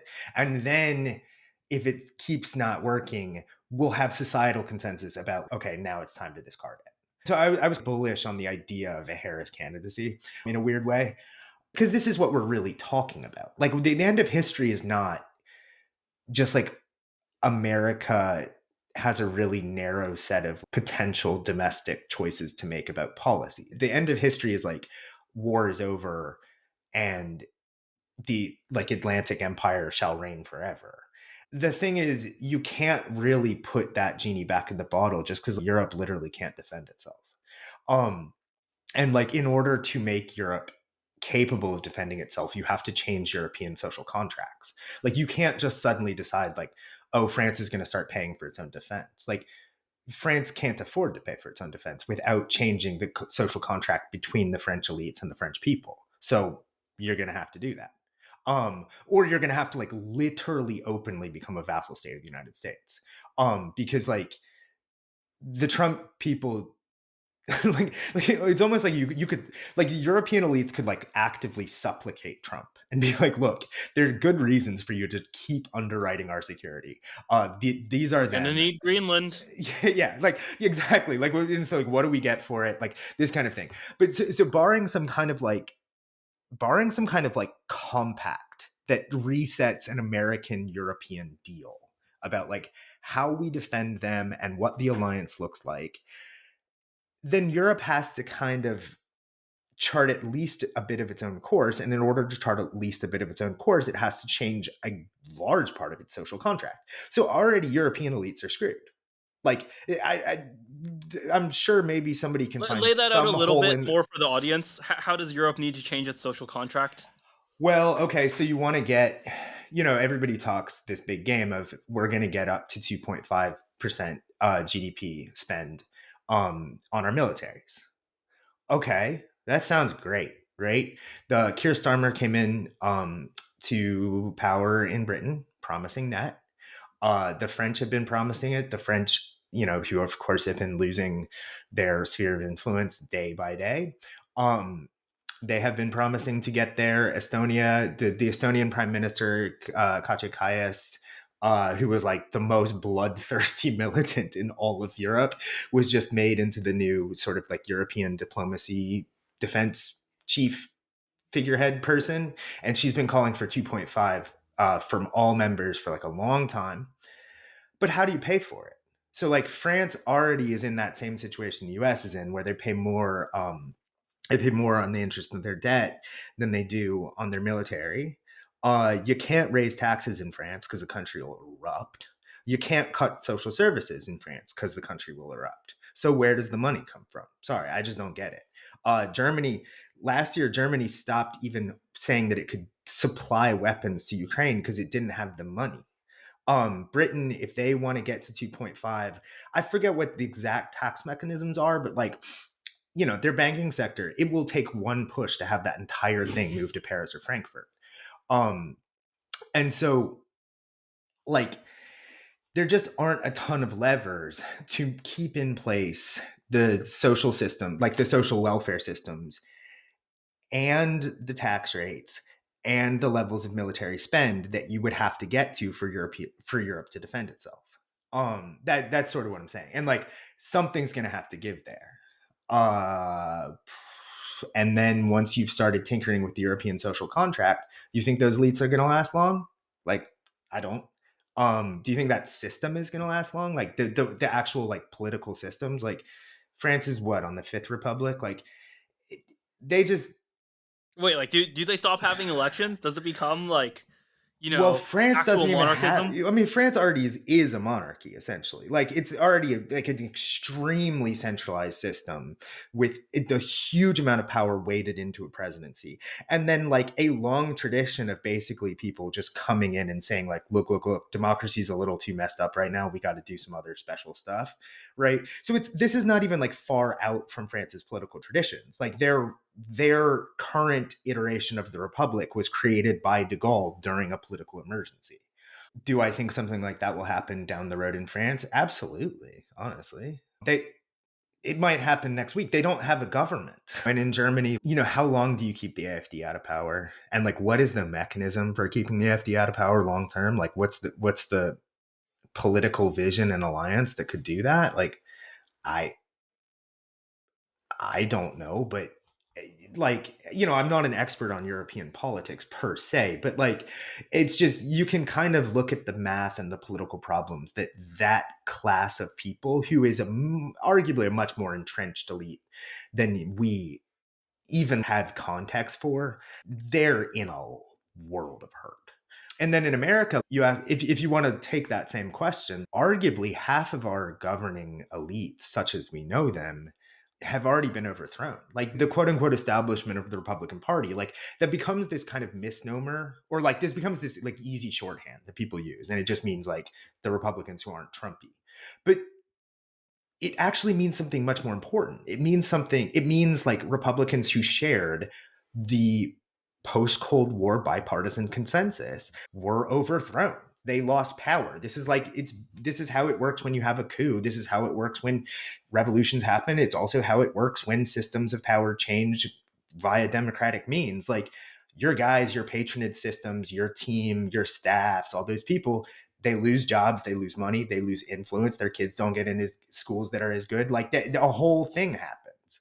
Yes, Um, I know people down the block from here who are like out of a job, are like posters, are like substackers now. Yeah. You know, Yeah, seriously. I mean, it becomes generational. Like there's a reason people fought him so hard, right? Cuz it's like, oh, you're not the deputy undersecretary of the thing anymore. Like, and the people writing your kids' recommendations to Princeton, now they're substackers. Like, your kid doesn't get into Princeton, and then like generations down the road, like you go back to being like a ruled instead of a ruler. This is real stuff here. And Democrats have resisted that much more effectively, and they welcomed in some of those refugee elites, right? Like Liz Cheney is like desperately clinging to a position in within the ranks of the American oligarchy and stuff, and it's like, but there's not even really anything for her to do. There's not enough jobs. There's not enough stuff to fill her. I follow her do you like, think she really would have gotten a job in the Harris admin? yeah, for sure I do. Damn. Okay, I I had no really do. clue. Yeah, I really do think so. I think that was the whole game there. I was there the night she lost the that Wyoming congressional primary, and Dick Cheney came. It was one of the most surreal things ever. And their staff was really mean to me because they could tell I didn't believe in her epical fight to save the republic. But I Or still the follow president. her daily updates on what Liz Cheney is doing. It's called something like the Grand Cause or something. That's her organization. Goodness. But you're fundamentally at that point basically a substacker.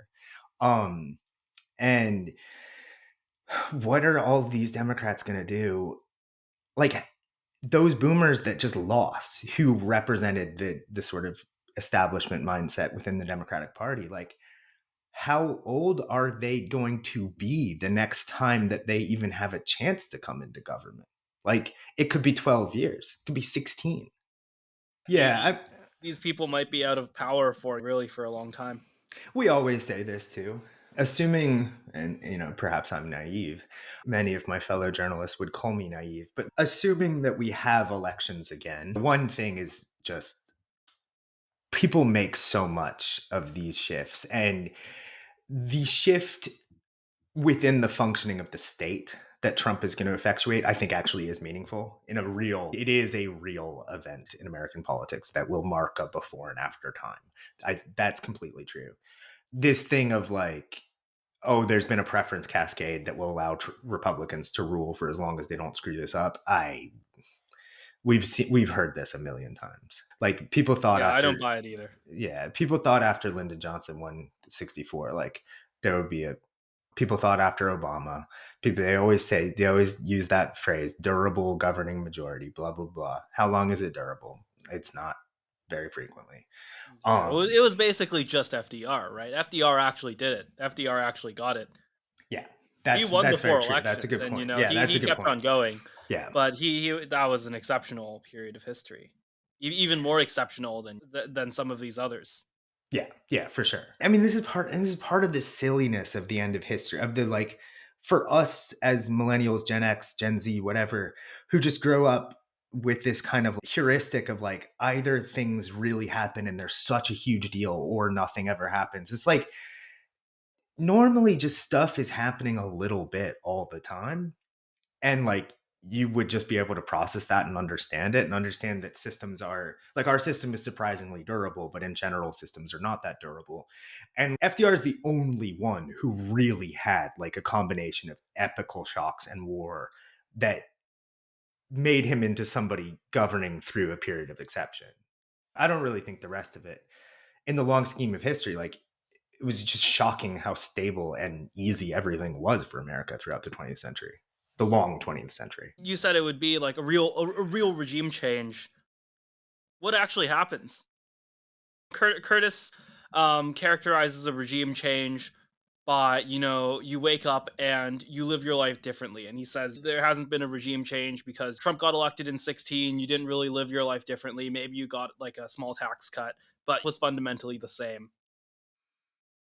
Yeah, is he saying that about this time too, though? I don't know what he's saying now. I think he was Yeah, before the election. He endorsed Kamala, right? He was kind of pessimistic yeah. about Trump. I well, I mean, I have a couple things to that. If you were just a random person living in Leipzig, uh, the day the Stasi went away, how different was your life? And how long did it take for the governing systems of East Germany to be dismantled and then replaced, and everybody to figure out what the uniform that the guy doing the water that comes to your house, what uniform's he wearing? Like, is he wearing a different hat? What are the forms he's signing? Like, this stuff takes a long time. And I mean, we Trump isn't even in power yet, right? So, Oh yeah, to me, like, forgot about that. yeah, they honestly, like, people frequently just literally forget that. They're like, Wait, he hasn't done anything yet." And you're like, "What?" To me, I think, like, we're witnessing today. I just saw this, like, right before I was logging on to talk to you, so I don't even know what's going on. But, like, you see all these, like, Democratic senators or Congress people talking about Elon Musk, like, walking in and, like, you know, Killing the making CR. yeah, making demands of Congress. Like, this is happening as we speak. Like, one of my private theories actually is that just, like, a lot of what comes down and whether or not the, like, golden dawn of American dynamism that people keep thinking Trump's going to institute actually works out now just hinges on the relationship between Trump and Musk, because I think there's a pretty decent chance that they have a falling out and that doesn't work. And then, absent him, do you kind of just in general retreat from the entire project of remaking the American government and draining the swamp? Can you keep the right people in there who, like, really have their eye on the ball and are really willing to go pretty far and do stuff like that? And, like, if you can, then you probably are going to have something like a regime change.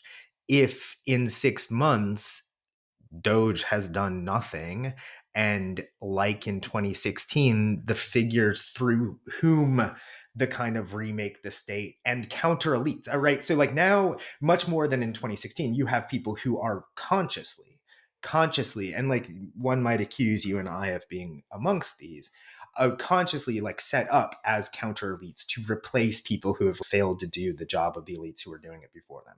And in the actual administration, that is going to flow in large part through tech people, this kind of, like, new, like, big time counter elite that can replace both the financial muscle and the kind of, like, big scale vision of how to run things that was banking establishment, things like that, people who staffed everything before.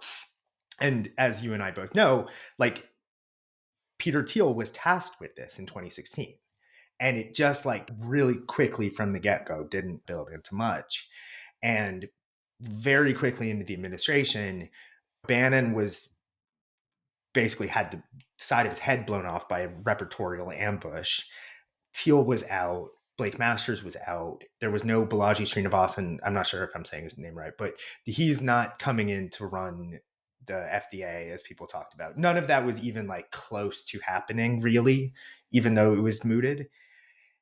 Now, I think if you could keep people in place for a while, like, a lot of that stuff would happen.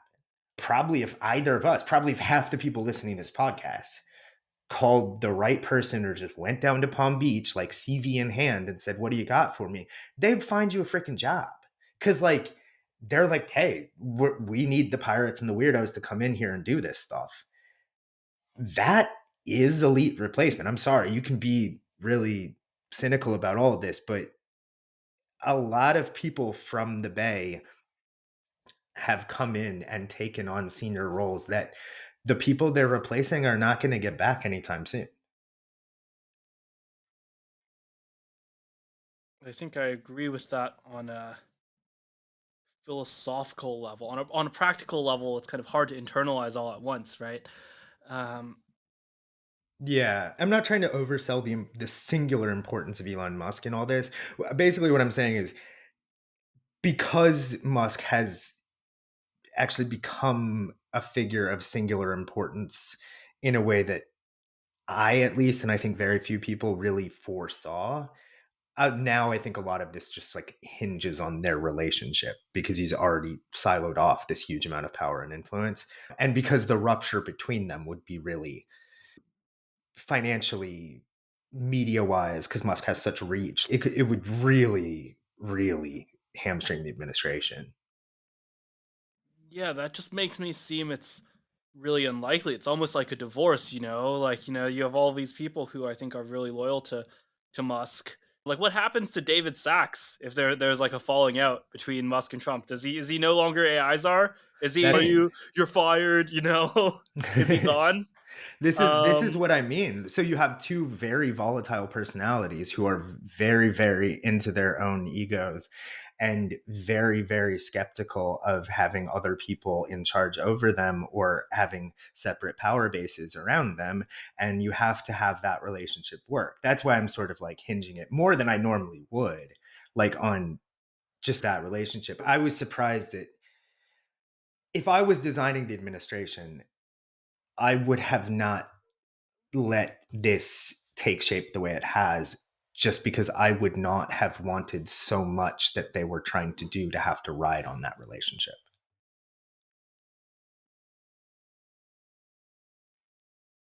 but the thing is it's not designed, right? It's not. Right. These things just happen. There's two strains of the new right, maybe more than two, but we can divide it into two for convenience. There's the kind of tech right, and then there's the kind of like populist right of like Bannon, to some degree of Sohrab Ahmari and Compact, although it's not exactly the same as Bannon. What happened to like the populists from the first time around? You mean being the Bannon people? Yeah, Oh, I mean, I think they're broadly speaking in power. Both Tucker and Steve Bannon, um, like people who, if they had asked, I would assume could have found themselves places in government, elected not to take those places. I will tell you behind the scenes that they don't need those places. Like, I was talking to a guy who had lunch with Bannon a couple of days ago, and he's not even like a Trumpy dude. He's just an expert on a subject matter that people involved in intelligence would. He's just at a level of knowing yeah, yeah. stuff about a certain intelligence things that you'd sort of be interested in. And Bannon was like, "What do you want? Like special advisor to X or whatever?" Like, so clearly they have a role. I've been asked this, not accusing you of it. You're much more sophisticated, but I'm asked frequently like why Bannon doesn't have a role, and I'm just like, "What are you talking about? He does. It's just his own carved out little fief." And him, JD, Tucker, Don Jr., you can make the list go on. They've got their wing, and there's spots where they've won fights and there's spots where they've lost fights. And like the tech people, I think, have their wing. To me, I don't really think they're that far off from sharing a lot of basic views. The questions that I think are going to really start coming up to add a kind of another axis on, I'm not sure how many axes we're working with right here, but to add another axis on the sort of like, where does the new right fall and which part of it are you in? Like, you can see a tension in the libertine new right, which Yeah, exists both. Barstool conservatives, Well, that, I but like that term. this whole kind of thing of like, I'm not right wing, I'm just like anti establishment. Like, you can include Rogan, Dime Square, a lot of the tech energy, the Barstool people. You have this whole kind of libertine, drugs are fine. We don't want to undo the sexual revolution. We like Trump because it's rock and roll and cool. And like, then people who are like, no, if we're gonna do this, you have to get married, bro. We're not about smoking pot. So to me, like, that's gonna be the big tension, is actually like, what is the shaping worldview of all this? Like, do you have a shaping spiritual worldview of this? Or is the new right fundamentally, like, when people talk about the new founding, is that a Christian new founding? Or is it just American dynamism? That's gonna be, I think, the bigger problem. Cause like Bannon and the populace, I guess you're speaking from knowing a lot of like founders and stuff who would be like pretty anti-union and things like that, maybe. Um, I you think that's know, one aspect. Another aspect is that Bannon's philosophy. I talked to our mutual friend Ben Titelbaum about this. mhm, Is one of really skepticism towards progress, and even like, not just social progress but technological progress. I see what Right, you're like he asking. he he would see, and actually there's a lot of this of what's seen rightfully or wrongfully as transhumanism on on the kind of tech side of things that conservatives are incredibly skeptical about. Yes. Yes, I see now. That's a Like there are a people who are kept up at night by Neuralink. yeah. Would there be a like a media? This would be nice if we had a media that would actually like get to this fundamental problem. But yeah, okay, I see where you're asking now. Yeah, that's a I think huge to do tension. some pro New Yeah. York Times propaganda, there was like a good. It was more so about the populists and the labor side of things. But like Ezra Klein had Emily Jashinsky on and had a really good conversation about this as well. But yeah, Oh, I should there's this listen to pro New that. York Times propaganda. Yeah, I like Emily a lot. She's really cool. The okay, all right. So let me do some Luddite propaganda here. Let's do it. Let me speak for the Luddites and let me speak for why I actually think this is more easily resolved than you think. Okay, Luddism in the colloquial sense, it's a word I oddly have a lot of trouble saying. Colloquial sense it is taken as this kind of like Ted K pure anti-technology, right? That's not Yes. what Luddism was. Luddism was a rebellion against the use of technology to take agency from people who made money off their labors. So when you instituted that system of weaving in those mills, you were destroying a craft-based system that allowed people to live in their own homes and control their own destinies, right? And the issue with, I would argue, like if you are a tech skeptic like me who's not like an anarcho primitivist, the reason that you would be that kind of Luddite is not to say technology is bad and it has dehumanized us, which I do actually think. I think the technologies that we use currently are very badly designed and are not helping us achieve the best out of our human natures, right? And I would argue that a Tucker and a Bannon is probably less on the train of pure Ted K anti technology than they are skeptics of, and justifiably so. I assume you would agree with this too. Like the attention based internet that we use now was horribly designed. And like there's a reason why like things like Urbit crop up as, if nothing else, like an attractive idea of an alternative because you have different incentive structures that would then allow this thing to serve you rather than capturing your attention and ruining your freaking brain as it has done mine. Basically, if you talk to Peter Thiel, who is in some circles like would even be regarded as a tech skeptic because he is critical of how many technologies have developed in recent years and he views them as things that need almost like a, I don't want to speak for him, but I think he would probably believe that it needs to be something like a societal project to make technologies that serve us rather than like make our lives more distracted and miserable than they are. So that's my like bull case on this. This is like my bull case on Trump in a way because I think the fundamental thing is that actually like our communications technologies are so bad and so detrimental at this moment that the kind of thing of uniting a nation behind a project of revitalizing our lost dynamism or whatever is just incredibly badly hampered by our technological systems. And they're just like, it wouldn't be that hard if you have everyone in political power and everyone in power in Silicon Valley basically now talking to each other to try to find a way out of this. This is an incredible like opportunity and like a real bull case if you are a tech skeptic or a person who bemoans our lost dynamism. So now I just did really intense Trump propaganda, but like I actually kind of believe in some of that stuff. And like I think it would have been really tough to do under a Democratic administration.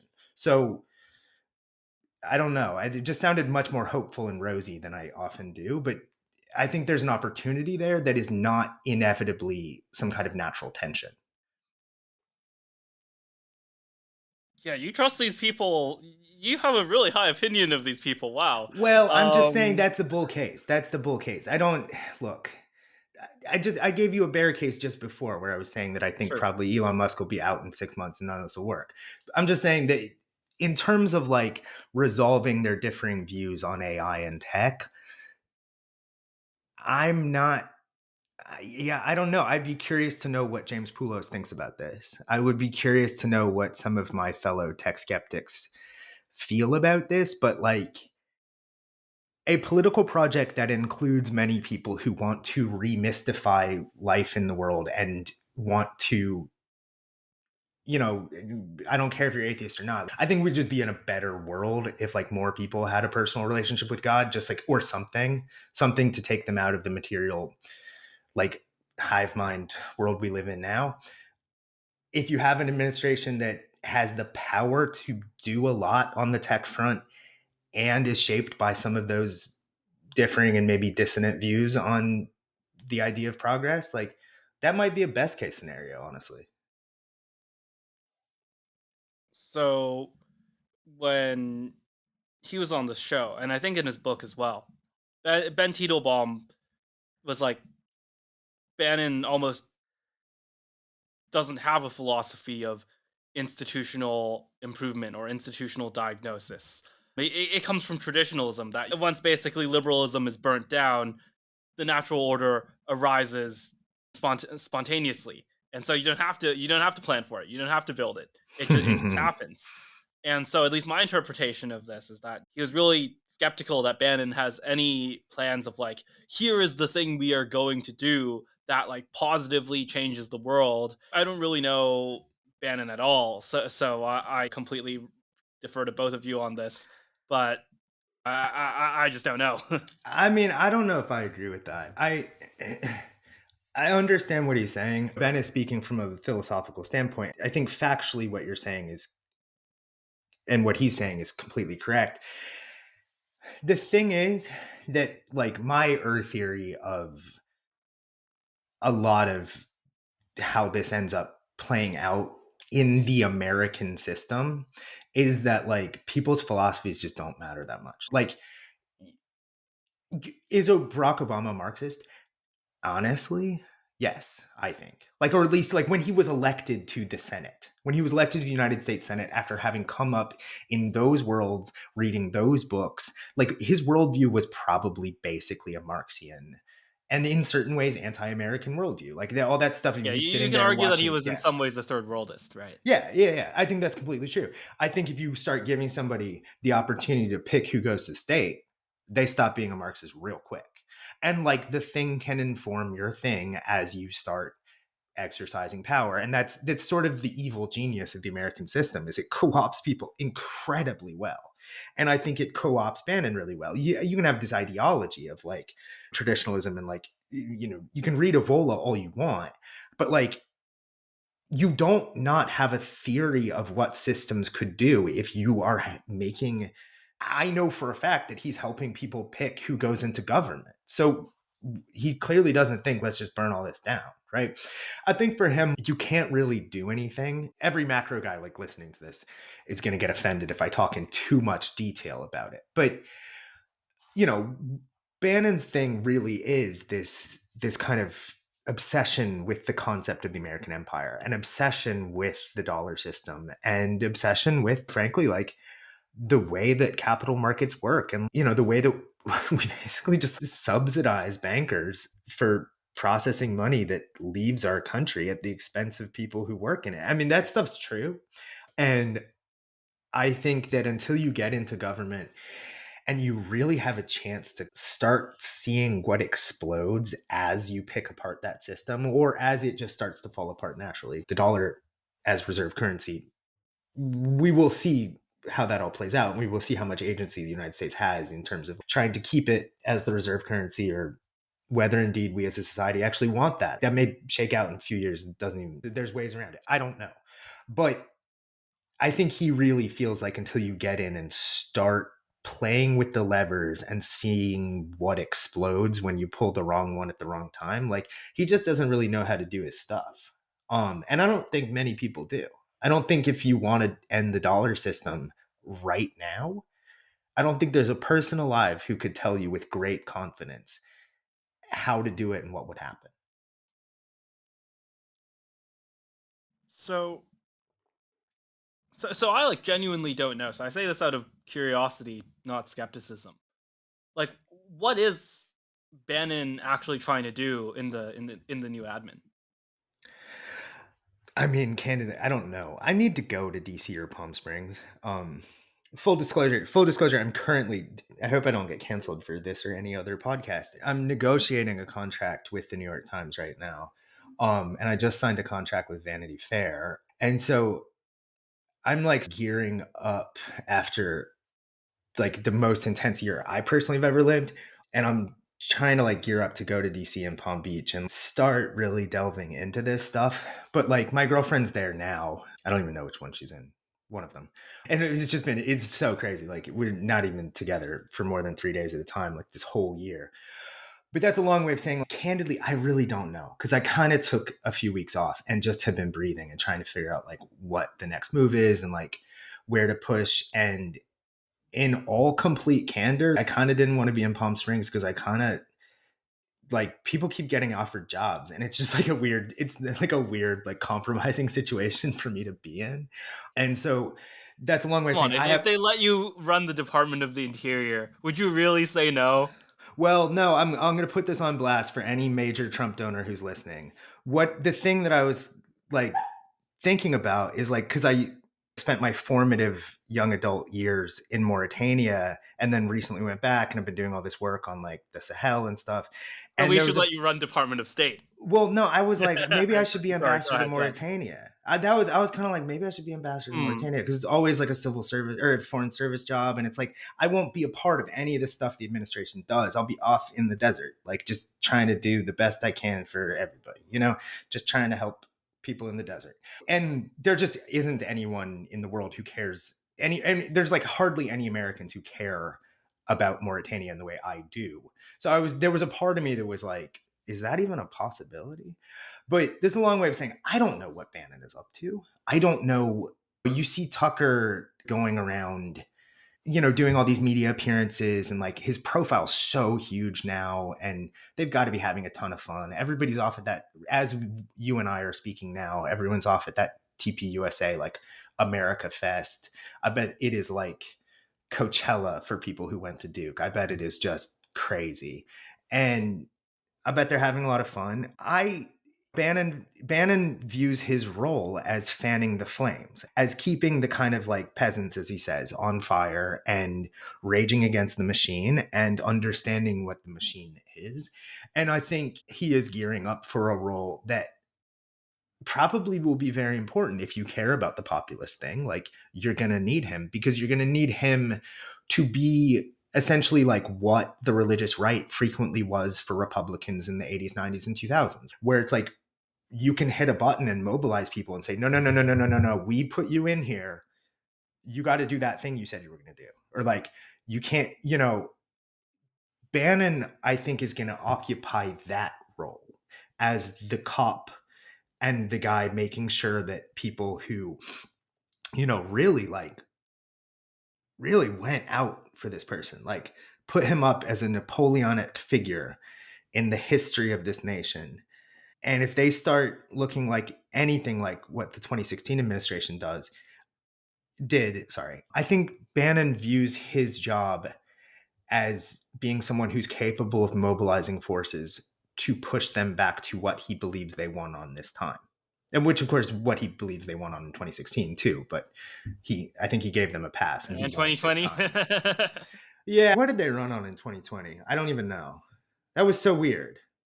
Because if you go back and look at the ads, like, Keep America great. yeah, keep America America's great right? now, don't you think?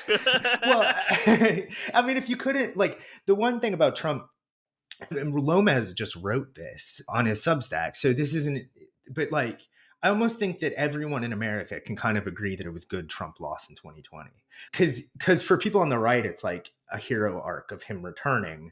For Democrats, it's this way of saying like, okay, whatever we have been telling ourselves, and like John Favreau just wrote this, he was like, whatever we told ourselves about why we lost in 2016 and why we won in 2020, like the story no longer applies. Like we cannot keep saying it was a bunch of white supremacists and then we were able to mobilize a diverse working class coalition and then beat him, and then that reset everything and we're back to normal. Like now we have to have the reckoning, and I think in the broad run that will be good for Democrats as well.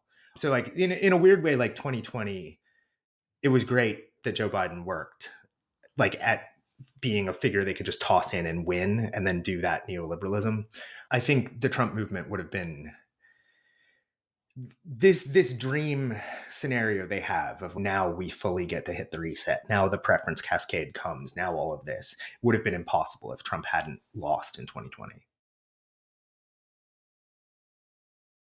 So you mentioned you were following the group's discourse. You went on Marshall's podcast and maybe introduced you to some people I have gotten acquainted with. Do you know about the abundance liberals? No. Oh, Marshall didn't tell you about this? Okay.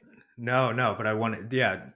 It's like the permitting reform, like YIMBY, like we Oh, need more yeah. technocracy. The Matt Iglesias wing of the Yeah. Democratic Party. You know, my girlfriend has such her and her friend, because her best friend lives over on the west side of LA, which is like a true stronghold of that kind of person. And they use a catch-all term that means much more than just about bike lanes. They call them transit weenies.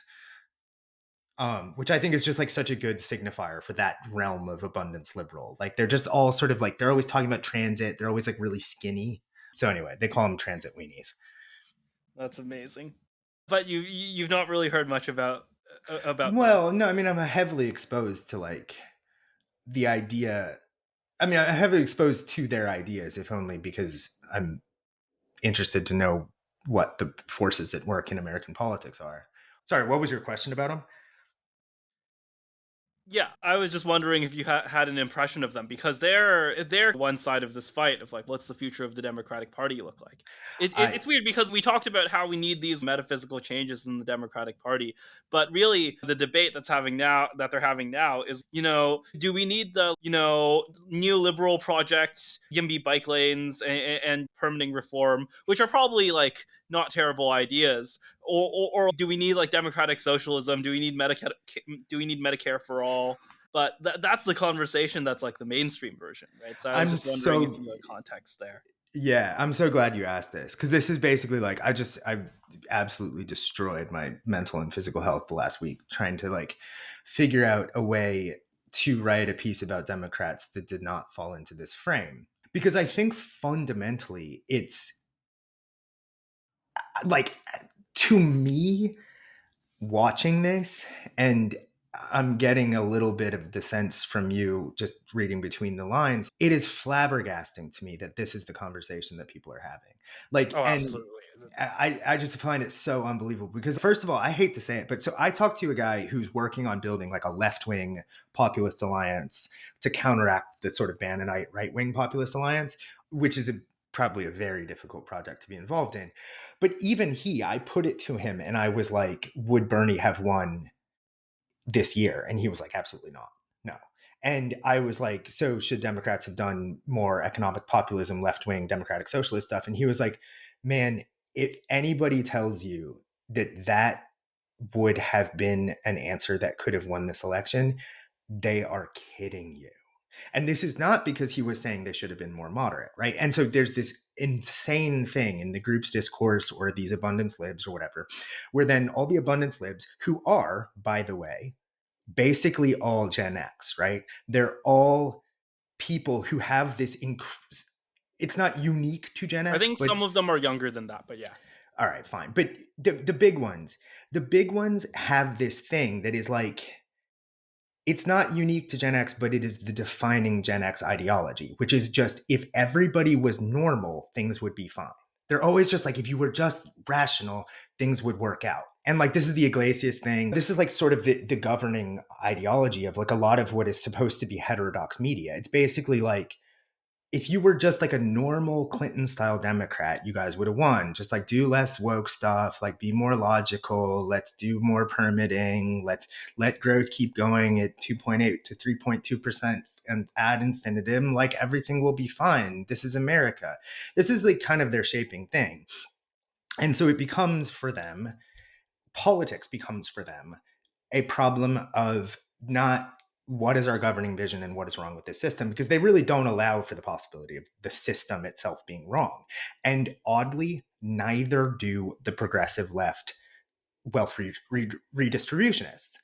They're like, if we just redistributed more wealth, everything would be fine. The thing that they both share is actually an unwillingness to look at quote unquote the swamp, an unwillingness to look at like why people are alienated from politics in a broader systemic way. And so this, avowedly like highly left-wing guy who I was talking to, who was building this populist left-wing thing, his argument, and I think it's exactly right, and I think this is fundamentally goes to back all the way to Murphy, because Murphy actually will entertain this a little bit. His fundamental thing was you need to give people agency, and you need to figure out a way to get into power in a way that allows you to govern as an anti-system incumbent. So you are running to drain the swamp, which he said left-wing people should do. They should embrace that. It's the most popular, enduring message of our times. Run to drain the swamp, offer a different version than Trump's version of draining the swamp, and you can do essentially what Morena has done in Mexico, which is like win two crushing electoral majorities, seize the levers of state, change the state in ways that are broadly popular. I'm not saying good or bad. I'm just saying just as political efficacy. Change the ways that the state functions in ways that are broadly popular, make people feel as though they have agency within the transformation of the state. And you can rule for a long time, and you're running against the system on the platform of changing the system. This is what Trump did. And then the Democrats basically like, the thing that you're talking about, that dynamic between should we have done more giveaway free money stuff, or should we have built more bike lanes and celebrated America more, whatever, blah, blah, blah. Just been, quote, be normal. That's the abundance thing. To be normal and be good technocrats, blah, blah. The thing they share, and it's flabbergasting, is a consensus that the system itself is fine. And I just don't understand how in an election that was a massive visible rebellion against the system as it is, that this would be the lesson they take away. And it appears to be the one that they're going to take away. It's just astonishing to me. I think a lot of the motivating logic is just like, if the system's not fine, we might as well just be Republicans. Like that's you know the the, Well, the this is the trap. This conceptual. is the trap. Sorry to stop you, but this is the trap I've been writing about this entire year. And it's flabbergasting because, like, my year has been completely exhausting because every time I do one of these things, it goes crazy viral. Not because I'm some kind of like smart guy. It's because you just point this issue out and people immediately respond to it, like really with great excitement. The trap is that what Democrats have done by becoming the party of the establishment and status quo, and even their own critical activists not looking at the possibility that system level reform needs to be happening. Like, if you become the party that is so deeply tied to defending the status quo, then everyone who doesn't like the status quo is Trumpist by default. And so you're exactly right. It's not just like become Republican. It's like, I don't have a home if I don't like this thing without going to Democrats. And then you have RFK go over, and 3 days later, you have highly paid people in Democratic think tanks writing papers in the fucking Atlantic about how good industrial ag and seed oils are. And it's like it's not a conspiracy, but the level of responsiveness to any threat, to anything that feels like some kind of systemic upset or something, will send Democrats into paroxysms of defending the stupidest stuff on earth. And I just, I don't want to call myself like super smart about how this election was going to play out, but like, I was just sitting here talking to my editors, being like, you guys have no idea what is about to happen because you have no idea what the trap you've drawn for yourselves is. And I think it'll be hard for them to dig out.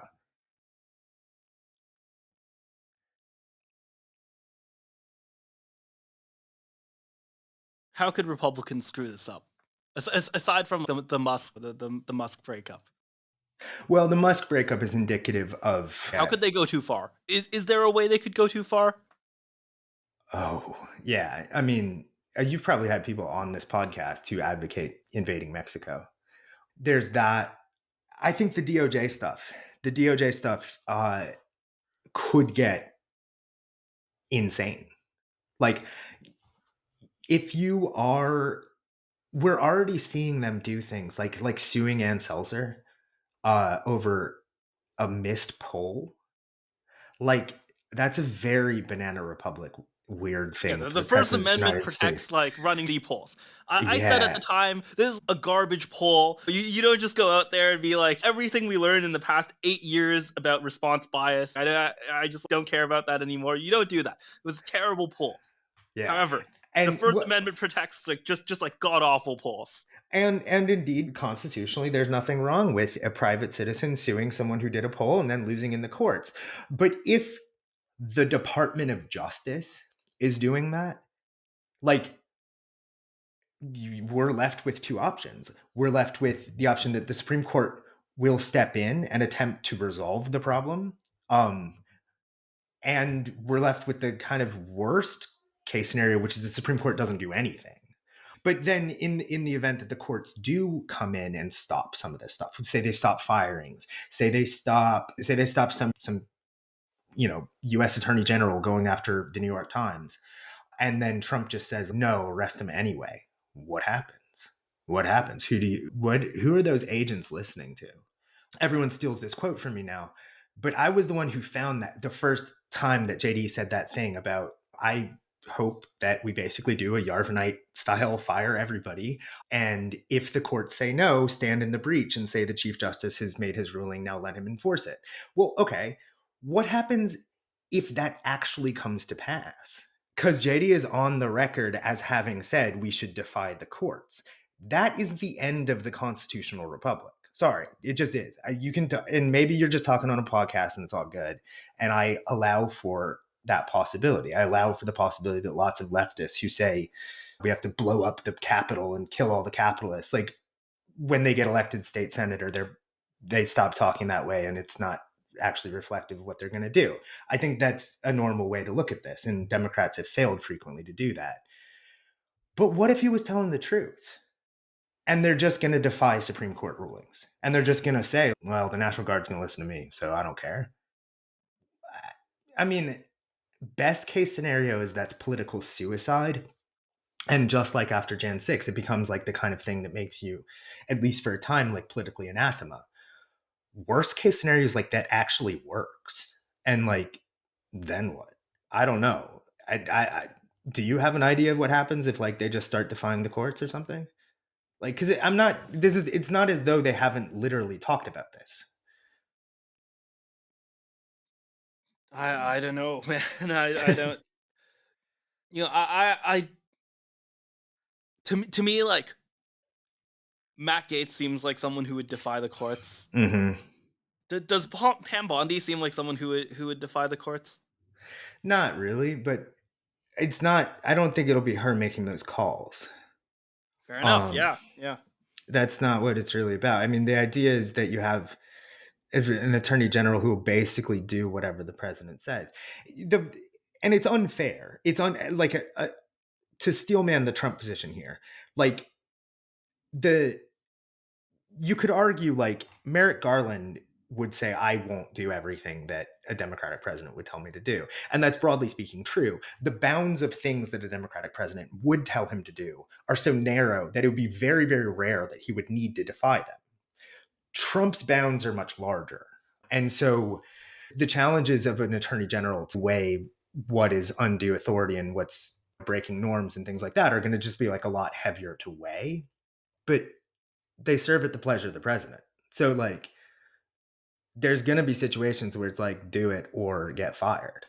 Do it or go to jail. They're talking about a lot of intense stuff. I'm not giving a super clear answer here, but it's because I think the number of different things that people have said on the record about what they could or hope to do when they get in that are just nakedly unconstitutional is such a long list that we can't even really go over it here, right? And a lot of that I think is like one of these things, take Trump seriously, not literally. I'm willing to indulge that, but like I don't know, some of these picks Vance have never seemed to me like that kind of guy. Vance seemed to me like a pretty yeah. consistent person. He Yeah, seems like someone you take literally. yeah. So that's the question, you know? As you know, I've spent a great deal of time talking to JD Vance. And the truth is I don't know the answer to these questions about with Really? him. Yeah, I just don't know. Okay, so are we getting the rage, the retire all government employees? Are we getting is are we getting the red Caesar? Well, I Um think that, yeah. I mean, would that's okay, take that seriously, not literally. Yeah, I think we are. Like, there's nothing in particular wrong with a large scale clearing out and reset of the federal bureaucracy. And there's nothing particularly wrong with this sort of, maybe he's not Caesar, but De Gaulle is the best example. De Gaulle like figure sweeping back into power and saying like people have lost faith in the institutions of state. I'm going to reset them like, and I don't think there's anything particularly wrong with admitting that directionally speaking those two things have kind of they've either come to pass or we're standing on the precipice of them. We're probably not going to get fire all government employees, but we're going to get something directionally like that. People keep trying to suss out the shadow influence of Curtis Yarvin over the administration. People are always asking about this, and it's like, well, it's just right out there to see. Like, they're not going to do exactly what Curtis says because Curtis is a theorist. But have they learned from Curtis? Yes. How is this complicated? I mean, I think there are a lot of people who just think rage won't happen, right? Who thinks that mass scale firings will either fail or they won't even try it. So I think there's just like Uh, people who disagree on like the actual actions. They just don't think it'll happen. I think it's a question of mass. Like, it's a question of what we mean by mass. Like, I think there will be a lot of firings in a few pretty key agencies, and they're going to see how that goes. I don't think like we're going to walk into the Department of Interior. We're not um doing the Vivek thing. We're not firing half of government employees. yeah, I mean honestly, maybe, I don't know, but no, I don't think like I don't think they're going to come into to Interior like in the first week and start just peeling off lists of anonymous people they haven't even talked to and just being like, you're out. um I would imagine, and I'm just taking this from sort of things that I've kind of like picked up from Bannon. Like, I would imagine you sort of go in to key places and look in the first place for your enemies. So like you go like it just seems like you would want to watch DOJ first, because it's like a lot of what they took from 2016 justifiably was this government is staffed with enemies, and a lot of the enemies are in places where they can really do me harm. So you're going to like look at where Tulsi, like what Tulsi's going to do. You're going to look at DOJ. You're going to look at the three-letter agencies in general. Um, Well, and that's like, not what Curtis said, right? Maybe that's closer to what right, Bannon right, said. fair, fair, fair, But fair. Curtis I just says mean like straight up, directionally, yeah. like that won't work. He straight up says like, no, you have to build the agencies again from scratch. You have to fire everyone and like have Musk start a new, start a new agency that does the same thing, right? He says the Bannon approach won't work. Right. I just mean like, Marx says that you have to tear everything down and build a new worker state. And then socialists get in some country and they decide to actually just do healthcare and like build social housing and work from there. Like, I think that the kind of the situation is pretty analogous. Like, they're not going to do Curtis stuff. It doesn't mean they're not informed by Curtis. They're going to try to do Curtis's stuff within the bounds of how they see it's possible. Sure, monarchism at home, Yeah, American exactly. monarchism at home. Yeah, Peter Thiel had this line of like, the left has no individuals anymore, right? That he was talking about like the Biden replacement, and then him just bypassing the primary process and so on. And that to me would indicate that the left just doesn't correct. It gets trapped in this conversation, trapped in this fake conversation, on, and there's just never a correction. Where if there's a kind of left wing elite theory, almost if there's a left wing situation where someone can take charge, whether it's Chris Murphy, whether it's Pelosi, and actually redirect and say, we're doing this now. We, the Democratic Party, we're doing this now, and actually move everyone along, move all of those like mid and lower level people who don't really get it, move them all along, then that's much more optimistic for the Democratic Party, and it shows that it proves the point that they do have agency. Which one of those scenarios do you think is actually going to happen? Is more likely to happen? Well, I'm always resistant to people who don't have a ton of social interaction with people on another side politically, making vast judgments about the personalities of those people. Part of the problem with what Peter just said there is like, well, of course, it seems like they don't have any individuals anymore if you just like don't meet that many of the individuals. So some of it is that, and I think what he's speaking to is very true though. Like this kind of like thing where it's like everybody's this like replaceable drone person who kind of says the same thing all the time. And you had this reckoning that in 2016 you had again where people went like, oh, our party is too much this, and like maybe it was this, and like maybe we really need to listen to these people who voted for Trump, right? And as everyone listening to this knows, like that was in the space of several months quashed, and basically we got in the sort of world of liberal to left media a thing of saying Trump won because of racism. And if you don't agree with that, then you are bad and you've said the quote wrong thing, right? And now we're doing again this thing in the Democratic Party of them having a reckoning about whether people are allowed to, using another one of these really lame like catchphrases that libs always use, like whether you're allowed to say the quote wrong thing, right? And everybody's saying you should be allowed to say the wrong thing anymore because it's making them all boring and stuff like that, right? Whether that lasts, I think, will depend on whether or not Trump overreaches. And if Trump governs in some kind of way that actually seems like it might be a continuance of American democracy and might, in fact, actually hit some reset buttons on some things that really haven't been working very well, I think that preference cascade that the Mark Andreessens talk about is going to accelerate to the point that that kind of like individual leader in the Democratic Party not only can emerge, but almost must emerge. Because, like, in order to attempt to win and gain power for your friends, like, you're going to have to start breaking the walls. The problem is like their bench is not great, in large part because almost in like post-Soviet situation, like everybody's just been on the record for 25 years saying stuff. If we do accept this as a new dawn, as a break in the conversation, a moment of preference cascades, a moment where like previously unutterable things became truths, if we accept this as a little bit of a revolutionary moment, then everybody like in the Democratic Party has been stuck saying the pre-revolutionary moment ideological stuff in a very narrow lane for so long that establishing credibility on that front as you enter into the new world is going to be very difficult.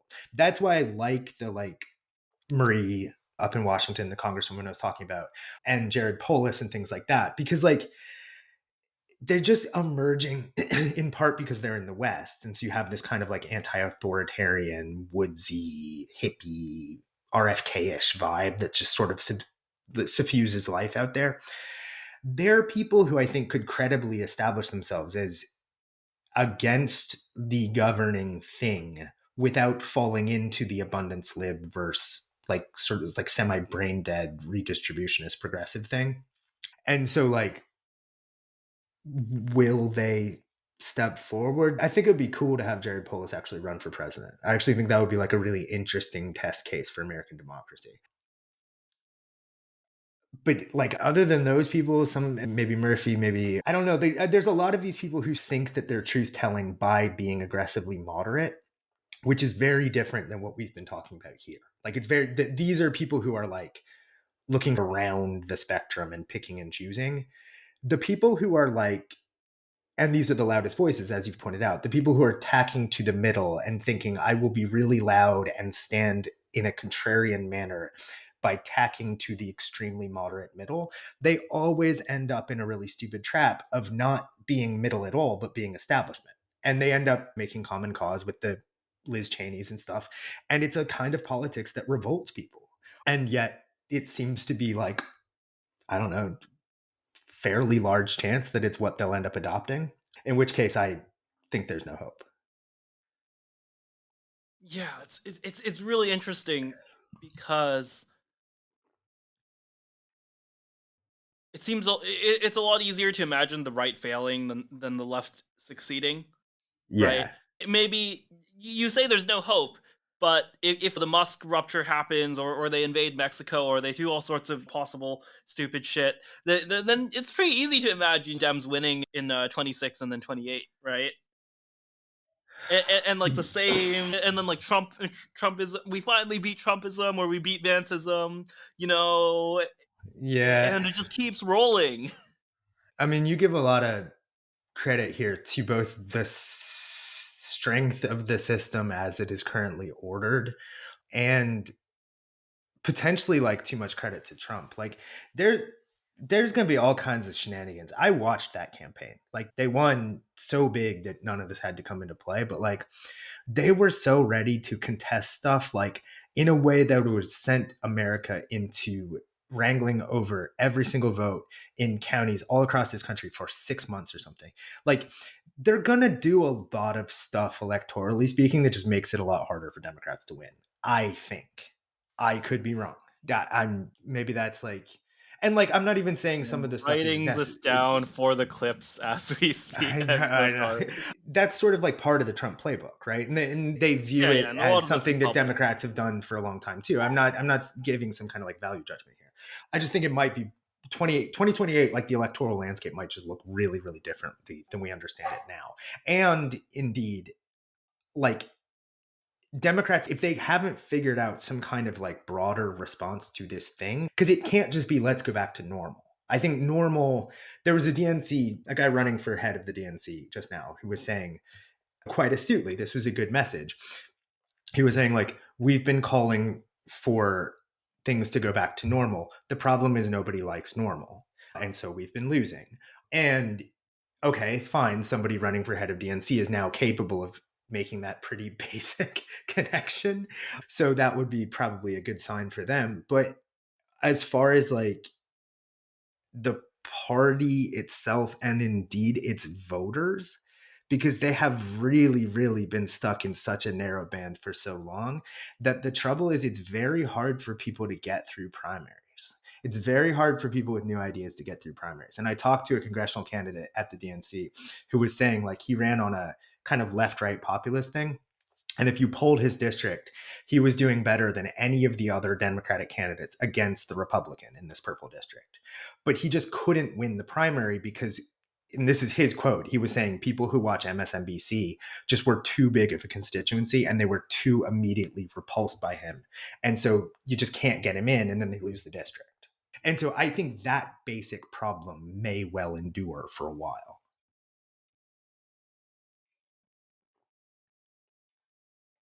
I mean, even this framework of oh, we need the talent pipelines. Oh, we need the bench. Sort of the best we've got. It's sort of moving in the right direction, thinking about these things. But on the other hand, it's kind of like the Curtis Yarvin thing. You know, if you wake up in 2028 and like the DNC is just functioning like the old DNC, but they're just like operating on different parameters. They're like looking for different people, but the hierarchy, but the org chart is just the same. Like, does that work? Is that in any way meaningful?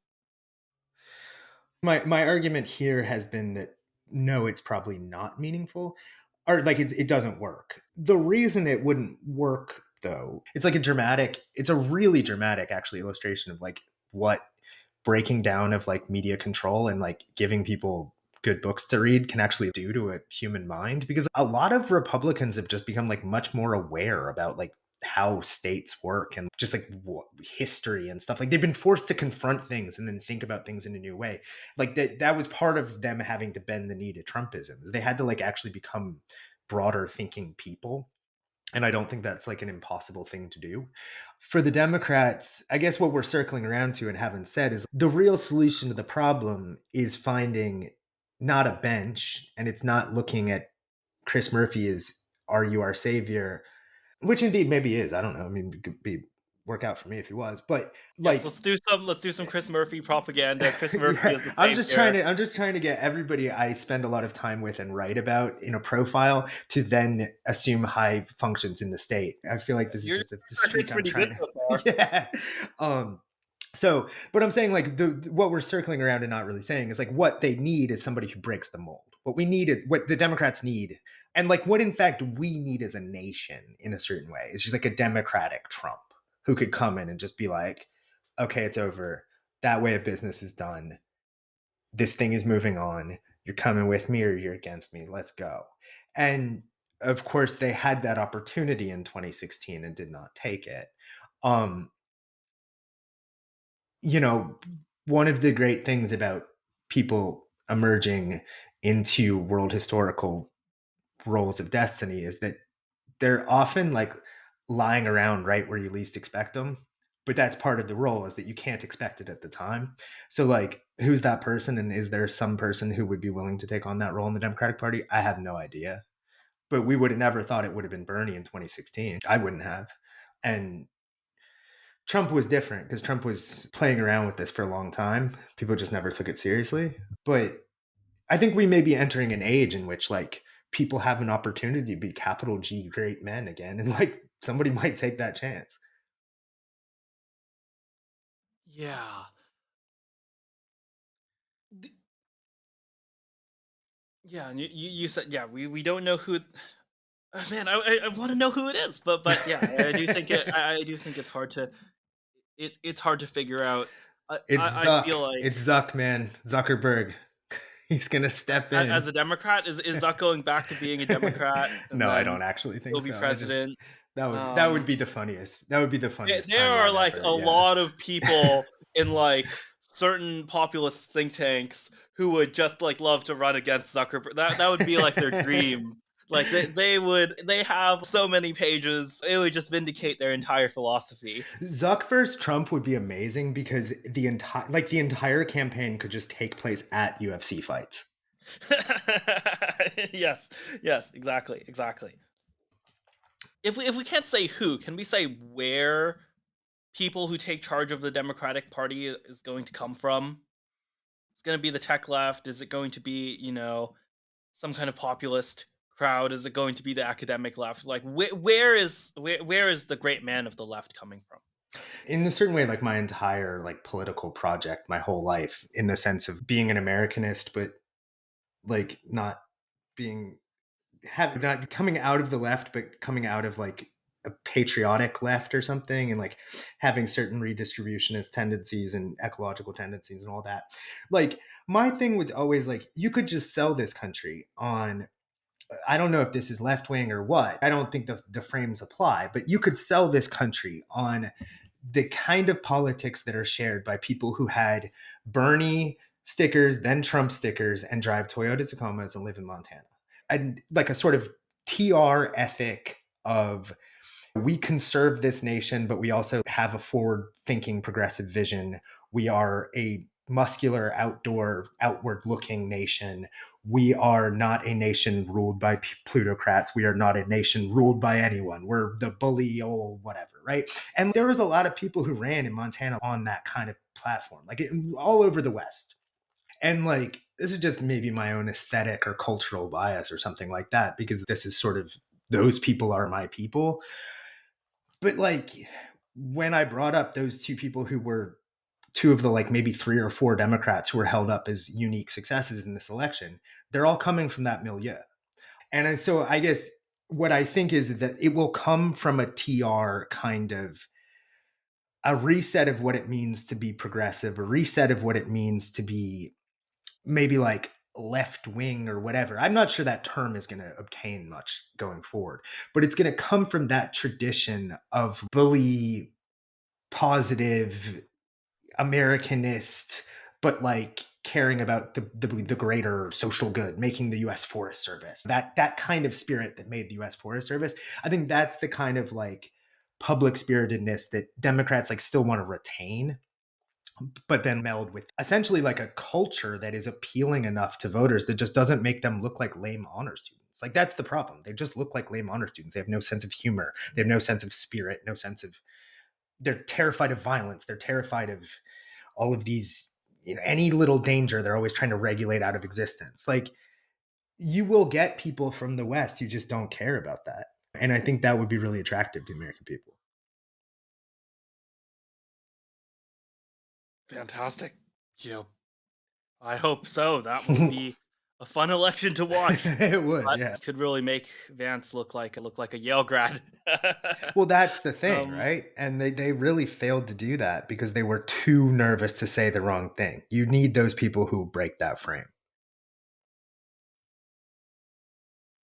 yeah, absolutely. All right, thanks for coming on the show, James. This Yeah. was Thank you for fantastic. having me again. This was I learned awesome. so much today. This was really fun. I really appreciate it.